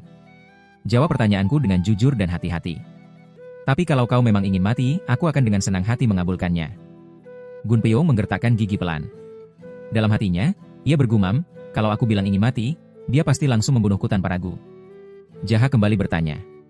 Jadi, apa jawabanmu sekarang? Gun Peung menunduk, wajahnya dipenuhi rasa malu dan takut. Dengan suara pelan, ia berkata, tolong biarkan aku hidup. Aku tak ingin mati. Jaha tersenyum tipis, nyaris sinis. Jadi kau ingin hidup, tapi menolak jadi bawahanku? Menurutmu itu masuk akal?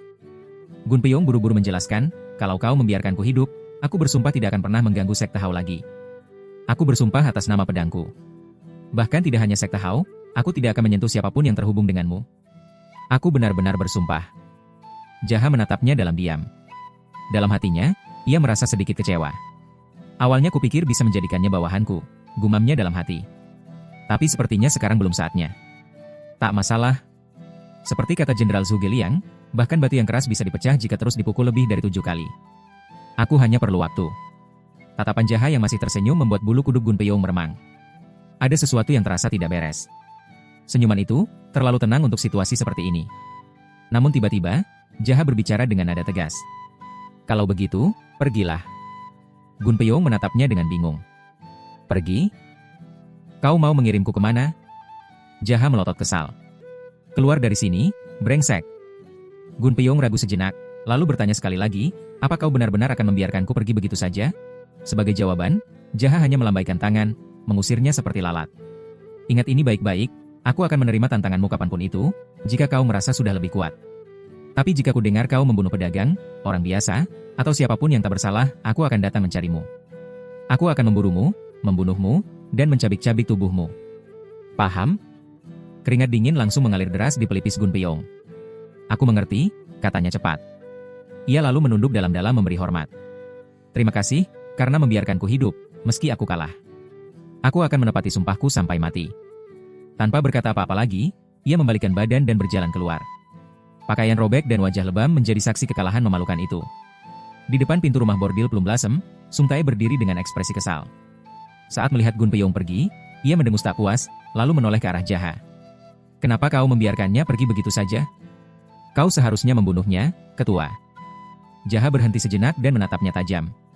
Kau pikir seorang ketua sekte bisa sembarangan membunuh siapa saja hanya karena bisa? Sung Tae bertanya keheranan. Bukannya memang seharusnya begitu, gumamnya ragu. Dalam hatinya ia menggerutu, mana ku tahu jawaban yang benar. Jaha menarik napas panjang, kecewa. Hah? Tanpa berkata apa-apa lagi, ia membalikkan badan dan melangkah masuk kembali ke dalam rumah bordil, meninggalkan Sung Tae yang masih berdiri di depan pintu. Di tempat lain, langkah kaki Gun Peiyong terdengar pelan dan berat, seolah setiap pijakan membawa beban yang tak terlihat. Wajahnya muram, matanya kosong. Semua yang selama ini ia bangun, kini terasa runtuh begitu saja. Dalam hati, ia bergumam lirih, aku benar-benar kalah. Bayangan masa lalu melintas cepat di benaknya. Waktu itu, sang ketua klan Black Rabbit menatapnya tajam dan berkata dengan nada dingin. Lawanmu hanyalah seorang pelayan. Jika kau gagal, bunuh dirilah. Kenapa? Kenapa dia menyuruhku bunuh diri? Pikir Gun Peiyong, hatinya terasa semakin kosong. Apa artinya aku hanya sekadar pion sekali pakai? Senja perlahan turun, dan Gun Peiyong terus berjalan tanpa arah. Hatinya galau, pikirannya kacau, dan sekarang perutnya pun mulai protes. Aku lapar, gumamnya. Tapi, aku tak bisa kembali. Bukan dengan kondisi seperti ini. Saat ia menengok ke arah salah satu kedai makanan di samping jalan, matanya menangkap sosok Deoksu yang sedang menyapu halaman depan. Saat melihat Gun Peiyong, Deoksu tersentak kaget. Ternyata kau masih hidup, ucap Deoksu refleks, lalu langsung menutup mulutnya, wajahnya panik, tubuhnya berkeringat dingin karena sadar ia keceplosan. Gun Peiyong hanya menatapnya sejenak, lalu berkata pelan, boleh aku masuk? Aku hanya ingin semangkuk mie. Deoksu menelan ludah. Maaf tuan, aku kehabisan mie. Mata Gun Peiyong menyipit curiga. Tanpa berkata banyak, ia merogoh saku dan melemparkan sejumlah uang ke arah Deoksu. Dengan refleks, Deoksu menangkapnya. Tatapannya terkejut. Aku bayar di muka, kata Gun Peiyong tegas. Wajah Deoksu langsung berubah cerah. Silakan masuk, pelanggan terhormat, katanya dengan senyum lebar. Beberapa saat kemudian, semangkuk mie panas tersaji di hadapan Gun Peiyong. Tanpa banyak bicara, ia langsung menyantapnya dengan lahap. Deoksu menatapnya sambil tersenyum. Apa ada yang bisa saya tambahkan? Uang yang Anda berikan tadi cukup untuk beberapa porsi. Gun Peiyong menatap kosong ke arah mangkuknya. Boleh. Berikan apapun yang sedang kau masak. Baiklah, tuan. Saya akan segera menyiapkan sesuatu, jawab Deoksu dengan ramah, lalu kembali ke dapur. Sambil menunggu, Gun Peiyong bersandar lemas di kursinya. Kepalanya dipenuhi kekacauan. Masa depanku benar-benar suram. Kalau aku kembali, ketua pasti akan membunuhku tanpa ragu. Tapi, aku juga tak bisa pergi begitu saja. Aku bahkan belum sempat mengucapkan selamat tinggal pada bawahanku. Tak sadar, kalimat itu lolos begitu saja dari mulutnya, pelan dan berat. Hidup itu sulit. Deoksu, yang sedang sibuk memasak di dapur kecilnya, menimpali dari dalam, memangnya ada hidup yang tidak sulit? Gun Peiyong menoleh setengah bingung. Kau juga begitu? Deoksu tertawa kecil. Tentu saja. Tapi sejak Sekte Hao didirikan beberapa waktu lalu, tidak ada lagi yang menagih uang pajak keamanan. Setidaknya sekarang aku bisa hidup sedikit lebih tenang. Gun Peiyong memiringkan kepalanya, sedikit tak percaya. Memangnya benar di sini tidak ada pajak keamanan? Deoksu mengangguk sambil membawa 2 mangkuk yang masih mengepul hangat. Iya, benar. Gun Peiyong menyipitkan mata. Bukankah tempat ini berada di bawah pengaruh Sekte Hao? Bukannya kalian tetap harus bayar pajak kepada mereka? Deoksu menyunggingkan senyum lebar, penuh semangat dan keyakinan. Tidak. Sekte Hao tidak pernah menagih pajak keamanan pada kami. Malah sebaliknya, mereka melindungi kami. Ketua Sekte Hao dulu berkata, itu tujuan mereka berdiri, melindungi orang-orang biasa yang lemah, seperti aku ini. Gun Peiyong menatapnya tak percaya. Dalam hati ia bergumam, apa dia serius? Apa orang-orang di Sekte Hao benar-benar gila? Deoksu meletakkan mangkuk di meja dan menyodorkannya ke Gun Peiyong. Silakan dinikmati, tuan. Gun Peiyong memiringkan kepala, menatap isi mangkuk yang penuh dengan aroma menggoda. Apa ini? Tidak ada nama resminya, jawab Deoksu santai. Tapi aku menyebutnya sup iga celeng. Rasanya sangat lezat dan nikmat. Sup iga celeng? Gun Peiyong menatap mangkuk itu dengan ekspresi ragu dan penasaran bersamaan. Iya, Deoksu menjawab cepat, sambil tersenyum puas. Makanan sederhana, tapi lezatnya luar biasa. Makan pakai tangan saja, biar lebih nikmat. Gun Peiyong menatap isi mangkuk itu, lalu pelan-pelan mengangkat sepotong iga dengan tangan. Baru saja ia membuka mulut dan hendak menggigit tulang iga itu, suara langkah kaki berat terdengar dari arah pintu. Saat ia menoleh, seketika tubuhnya menegang. Seseorang berdiri di ambang pintu. Sosoknya sangat familiar, dia adalah Jaha. Mereka bertatapan. Tatapan Jaha menajam, penuh kekesalan. Sementara Gunpyeong membeku, wajahnya langsung berubah cemas, bahkan sedikit panik. Jaha mendekat, lalu dengan nada dingin yang menusuk, dia berkata, "Dasar brengsek, berani-beraninya kalian makan sup iga tanpa mengajak aku." Seketika tangan Gunpyeong gemetar, dan ia buru-buru meletakkan kembali tulang iga itu ke dalam mangkuk, seolah tulang itu bisa membakar lidahnya. Di depannya, aura membunuh Jaha menyelimuti ruangan, mencekam dan berat, seolah bisa menekan dada siapapun yang ada di sana.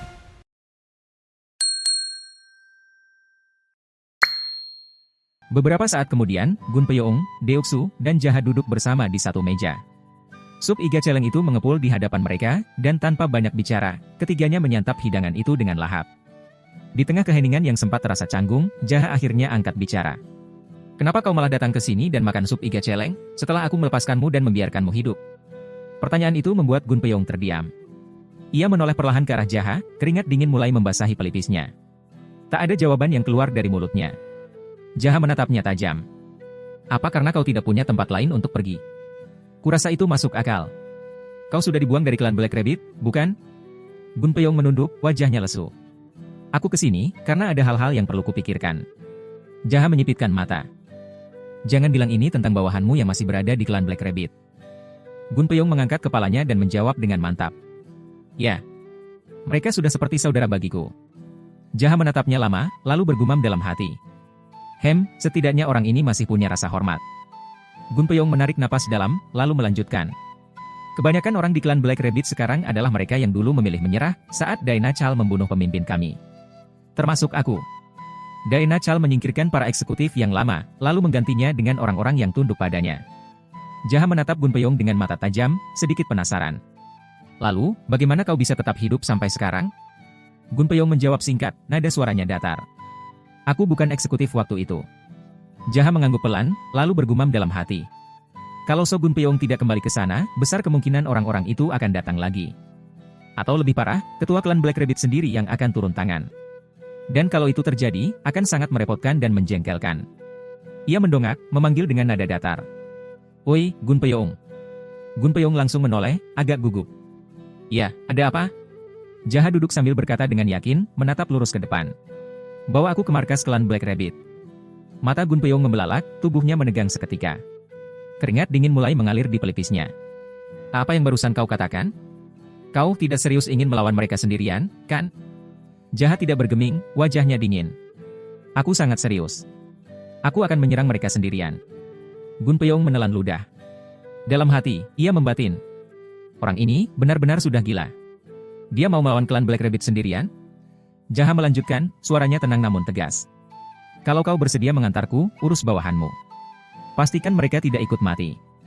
Karena saat aku sampai di sana, mungkin aku tidak hanya akan membunuh ketua klan mereka. Mungkin beberapa orang juga akan jadi korban." Gunpyeong semakin pucat, tapi tetap mencoba tenang. "Kapan kita berangkat?" Jaha menoleh sambil tersenyum tipis, lalu berdiri penuh semangat. "Tentu saja, sekarang." Deoksu yang sedari tadi hanya diam, akhirnya angkat suara. "Apa kau tidak terlalu terburu-buru? Pergi tanpa persiapan sedikit pun?" Jaha menoleh santai dan menjawab dengan ringan tapi penuh makna. "Justru serangan mendadak memang dimaksudkan saat kau sedang terburu-buru." Gunpyeong dan Deoksu saling menatap, lalu menghela napas hampir bersamaan. "Oh, begitu ya," gumam mereka, pasrah. Sementara itu, Jaha hanya tersenyum kecil. Dalam hati ia bergumam. "Jika aku menyerang mereka sendirian sekarang, prefektur Ilyang akan tetap aman. Dan Gunpyeong tidak akan bersedia jadi bawahanku jika aku membunuh anak buahnya." Beberapa saat kemudian, Jaha dan Gunpyeong sudah tiba dan berdiri di depan gerbang besar markas klan Black Rabbit. Suasana malam itu sunyi, hanya suara angin yang terdengar menyapu rumputan liar di sekitar bangunan. Jaha menatap Gunpyeong. "Bertahanlah. Tunggu kesempatan yang tepat untuk menyelamatkan anak buahmu." Gunpyeong mengangguk. "Baiklah, aku mengerti." Tanpa banyak bicara, ia langsung bergerak, menyelinap ke sisi bangunan dan menghilang di balik bayangan, bersiap menunggu waktu yang tepat. Jaha berdiri diam sejenak, mengamati situasi. Tak ada penjaga. Tak ada suara. Sepi, terlalu sepi, gumamnya. Ia menarik napas dalam, lalu mundur satu langkah. Dan dengan satu tendangan keras, gerbang markas itu bergetar hebat, menimbulkan suara dentuman keras yang menggema ke seluruh penjuru malam. Tiba-tiba, sebuah lubang kecil di gerbang terbuka. Sepasang mata mengintip keluar dengan waspada. "Hei, kau siapa?" tanya si penjaga dengan nada curiga. Jaha menjawab santai namun mantap. "Aku Li Jaha, dari Prefektur Ilyang." Si penjaga menyipitkan mata. "Li Jaha, siapa?" Wajah Jaha mulai tampak kesal. Ia menahan napas, lalu membalas dengan nada tajam. "Hentikan omong kosongmu dan buka gerbang itu, sebelum aku menghancurkannya." Penjaga itu terdiam sejenak, lalu mengerutkan alis. "Dasar orang gila. Kalau kau ingin main-main, mabuk saja di tempat lain. Anggap saja malam ini aku masih baik hati." Setelah berkata begitu, lubang di gerbang ditutup dengan kasar. Wajah Jaha mengeras. Tanpa basa-basi, ia menekuk lutut dan melompat tinggi, terbang ke atas gerbang dalam satu lompatan. Tubuhnya mendarat ringan di atas gerbang markas klan Black Rabbit, siluetnya tegak di bawah cahaya bulan. Beberapa detik kemudian, ia melompat turun ke dalam halaman markas. Para penjaga yang melihat aksi itu langsung panik. Salah satu dari mereka berteriak, "Ada penyusup! Ada penyusup!" Suasana mendadak riuh. Puluhan anak buah ketua klan Black Rabbit segera mengepung Jaha dari segala arah. Wajah-wajah tegang dan senjata yang terhunus kini mengarah padanya. Salah satu dari mereka maju selangkah. "Siapa kau?" Jaha menatap mereka dengan dingin. "Barusan sudah kubilang, aku adalah Li Jaha. Dari Prefektur Ilyang." "Dasar tolol." Tiba-tiba, terdengar suara berat dan dingin dari arah bangunan utama. "Li Jaha?" Langkah kaki bergema pelan namun mengancam, dan dari kegelapan muncul sosok besar yang penuh wibawa. Dia adalah ketua klan Black Rabbit. "Jadi kau, pelayan rendahan yang banyak bicara itu?" Jaha menyeringai sinis. Dalam hatinya, ia bergumam. Kalau kau ingin membuat seseorang kesal, cukup jawab pertanyaan mereka dengan pertanyaan juga. Jaha berkata dengan keras, senyum sinis terukir di wajahnya. "Oh, jadi ini dia, budak kelinci peliharaan si mesum tua Daena Chal." Ketua klan Black Rabbit hanya diam. Wajahnya tersembunyi di balik topeng, tapi tubuhnya menegang. Dari gerak-geriknya, terlihat jelas ia sedang menahan diri. Jaha menindikkan nadanya, suaranya semakin tajam. "Kenapa? Apa aku salah sebut? Harusnya aku panggil kau budak kelinci? Atau mungkin kelinci budak?" Bisikannya menyebar seperti racun. Para bawahan klan Black Rabbit yang mendengarnya langsung tersentak. Keringat dingin mulai membasahi wajah mereka. Tak seorang pun berani menyela, semua menatap Jaha dengan ngeri, seakan mereka sedang menyaksikan seseorang yang benar-benar tak peduli pada hidup dan matinya. Jaha melanjutkan, nadanya kini seperti mencemooh. "Bagaimana bisa seorang budak, yang berpura-pura jadi pemimpin di klan kecil pinggir desa, dengan sombong mengirim anak buahnya untuk membunuhku? Apa kau sudah benar-benar kehilangan akal?" Keheningan menelan halaman markas. Tak satu pun dari mereka menjawab. Bahkan suara angin pun terasa berhenti. Jaha menatap lurus ke arah pemimpin klan itu dan menggeram. "Kenapa kau diam saja? Tidak bisa membela diri? Katakan sesuatu, dasar kelinci bangsa tak tahu malu." Salah satu dari bawahan akhirnya tak tahan dan berbisik lirih, hampir seperti gumaman. "Orang ini bukan orang gila biasa." Akhirnya, suara berat dari balik topeng itu terdengar. "Kalau kau sudah sampai di sini, berarti Shogun Peyong, pemimpin Pavilion Gold Dragon yang kukirim, sudah mati, ya?" Jaha mencibir. "Hei, kelinci sialan, cukup ocehanmu. Kalau kau memang merasa pemimpin, bertarunglah denganku sekarang." Ketua klan Black Rabbit tertawa kecil, pelan namun dingin. "Dan, untuk apa aku repot-repot melakukannya?" Jaha berteriak dengan keras, suaranya lantang menembus keheningan. "Dengarkan baik-baik, kalian semua." Puluhan pasang mata menatapnya, tegang, cemas, tak ada yang berani menyela. Kalau ketua klan Black Rabbit ini benar-benar punya nyali untuk berdiri sendiri dan menghadapiku satu lawan satu, maka, ya, mungkin dia memang pantas jadi pemimpin kalian, terlepas dari sekuat apapun seni bela dirinya. Ia berhenti sejenak, lalu mengangkat tangannya dan menunjuk lurus ke arah sang ketua klan. "Tapi jika dia malah menyuruh kalian maju satu persatu, dengan dalih menguji kekuatanku, maka dia tidak layak kalian ikuti." Orang-orang terdiam. Sebagian saling melirik, sebagian lain hanya menatap kosong ke depan. Ketegangan menumpuk di udara. Namun Jaha belum selesai. Suaranya semakin tajam, ucapannya menggigit seperti belati. "Kalian boleh menyebutnya apa saja, seperti sampah, serangga, pengecut dari faksi hitam, orang tolol yang tak punya kemampuan, tikus licik yang bersembunyi di balik topeng." Keringat mulai menetes dari wajah para bawahan. Beberapa mulai menggertakkan gigi, gugup. "Apa orang gila ini belum selesai juga?" gumam salah satu dari mereka pelan. Namun Jaha terus menghujani dengan caci maki. Dan lebih dari itu, dia hanyalah bajingan tak berguna yang cuma bisa berkoar di belakang nama si mesum tua Daena Chal. Seolah-olah kekuatannya sendiri cukup untuk memimpin. Begitu kata-kata itu selesai terlontar, suasana berubah menjadi hening yang mencekam. Tak seorang pun bergerak, bahkan napas pun terasa berat. Semua orang mematung, dikejutkan oleh betapa jauh dan tajamnya hinaan itu menancap. Lalu, perlahan namun jelas, terdengar suara berat dari balik topeng. "Jadi, kau ingin menantangku duel, 1 lawan 1?" Ia menatap Jaha lalu berkata, dengan nada suaranya rendah namun mengandung amarah yang tertahan. "Pemimpin mana yang akan dengan mudahnya jatuh ke dalam provokasi dari seorang pelayan rendahan sepertimu?"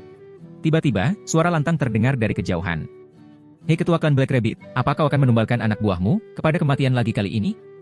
Gun Peyong muncul dari balik bayangan, langkahnya tenang, tapi nadanya menusuk. Ketua klan Black Rabbit menoleh dengan kesal. "Hei, eksekutif So." Nada suaranya penuh cemooh. "Aku sudah bilang, kalau kau gagal membunuhnya, bunuh dirilah. Tapi kau masih saja muncul di hadapanku? Apa kau memohon pengampunan pada orang itu, demi bisa terus hidup?" Gun Peyong menyeringai tipis, nadanya dingin dan sinis. "Memohon? Siapa yang peduli? Mulai sekarang, hidupku adalah milikku sendiri. Aku bebas melakukan apapun yang kuinginkan. Sejak kapan ada rasa hormat atau kesetiaan di antara kita? Kau pikir aku akan terus loyal padamu setiap kali kau menyuruhku untuk mempertaruhkan hidup dan matiku?" Wajah ketua klan Black Rabbit mengeras di balik topengnya. Amarahnya jelas tergambar dari nada suaranya. "Apa yang baru saja kau katakan?" Namun sebelum ketegangan meningkat, Jaha menyela dengan tenang, apa yang dia katakan adalah kebenaran. Ketua klan Black Rabbit mengalihkan pandangan ke Jaha. "Li Jaha, kenapa kau membiarkannya hidup?" Jaha mendengus, lalu menjawab dengan nada jengkel. "Apa kau tolol? Aku jelas bukan kau. Aku tak sembarangan membuang orang. Dasar dungu." Gun Peyong lalu mengangkat suaranya, kali ini ditujukan kepada orang-orangnya. "Hei orang-orang Pavilion Gold Dragon, dengarkan aku." Puluhan kepala mulai menoleh. "Berkumpullah ke arahku. Hari ini aku bertaruh dengan nyawaku sendiri, dan aku bertaruh bahwa pemimpin Sekte Hao dari Prefektur Iliang ini akan menang." Seketika, para anggota Pavilion Gold Dragon perlahan mulai bergerak. Satu demi satu mereka melangkah menjauh dari barisan klan Black Rabbit, berdiri di sisi Gun Peyong. Wajah-wajah mereka tegang, tapi keyakinan mulai tumbuh dalam tatapan mereka, seolah-olah mereka siap, bukan hanya untuk bertahan, tapi untuk melawan. Ketua klan Black Rabbit mengamuk. Urat-urat di leher dan pelipisnya menegang, matanya melotot, nyaris keluar dari rongganya. "Berani-beraninya kalian semua." Suasana berubah tegang. Gun Peyong maju selangkah, suaranya tajam menusuk. "Hei, pemimpin klan, kalau kau memang sekuat itu, kenapa tidak hadapi Li Jaha sendiri? Atau kau terlalu pengecut, sampai harus mengorbankan anak buahmu untuk menutupi rasa takutmu?" Ucapan itu seperti cambuk di udara. Semua orang terpaku. Beberapa bawahan mulai bergumam pelan, cemas melihat kemarahan yang nyaris meledak. Ketua klan Black Rabbit tak menjawab. Rahangnya mengeras. Dalam hati, amarahnya mendidih. "Bajingan, setelah ini selesai, kalian semua akan menyesal." Ia akhirnya angkat suara, dengan nada tajam dan menggema. "Baiklah, pelayan rendahan. Aku terima tantanganmu, 1 lawan 1. Jaha tersenyum miring, langkahnya santai namun penuh tekanan. "Lucu juga. Kau menerima tantangan ini karena terpojok, tapi sekarang malah bertingkah seolah-olah kau melakukannya dengan bangga. Jangan so jagoan." Ketua klan Black Rabbit menggertakkan gigi. Suara gesekan dari rahangnya terdengar jelas, dan otot-otot di pipinya ikut menegang. Tak ada lagi tawa. Tak ada lagi kata-kata. Hanya dua sosok berdiri saling menatap, dengan udara yang terasa makin berat, dan pertarungan yang sebentar lagi akan meledak. Jaha berkata dengan nada tegas dan keras. Suaranya lantang, menggema di antara kerumunan. "Hei, dengarkan baik-baik kalian semua. Pertarungan ini 1 lawan 1. Kalau ada yang berani ikut campur, maka..." Belum sempat kalimatnya selesai, teriakan terdengar dari sisi kanan. "Diam kau!" Sebuah kampak tajam melesat dari arah samping, dilempar dengan penuh amarah oleh salah satu bawahan klan Black Rabbit. Mata si pelempar penuh benci, dan kampak itu berputar cepat, memotong udara, mengarah lurus ke kepala Jaha. Namun Jaha hanya menoleh sekilas. Tanpa menunjukkan sedikit pun kepanikan, tangannya terulur cepat seperti kilat, menangkap kampak itu di udara sebelum sempat menyentuhnya. Dalam satu gerakan halus namun mematikan, ia melemparkan kampak itu kembali. Lemparannya jauh lebih kuat, putarannya lebih cepat, dan arahnya mematikan. Srot! Kampak itu menghantam tepat di tengah dahi si penyerang, menancap hingga ke dalam tengkorak. Tubuhnya terlempar mundur, terhantam tembok dan terdiam di sana, mati dalam posisi duduk. Darah mengalir deras, mengotori lantai dan bajunya. Jaha berdiri tenang. Tanpa perubahan ekspresi, ia melanjutkan kalimat yang tadi terpotong. "Aku baru saja mau bilang, jika ada yang ikut campur, aku akan membunuhnya tanpa ampun." Hening. Tak ada suara. Hanya desahan napas dan tatapan ngeri dari para bawahan yang kini mundur perlahan. Ketua klan Black Rabbit terpaku. Matanya membelalak, sulit percaya dengan apa yang baru saja terjadi di depan matanya.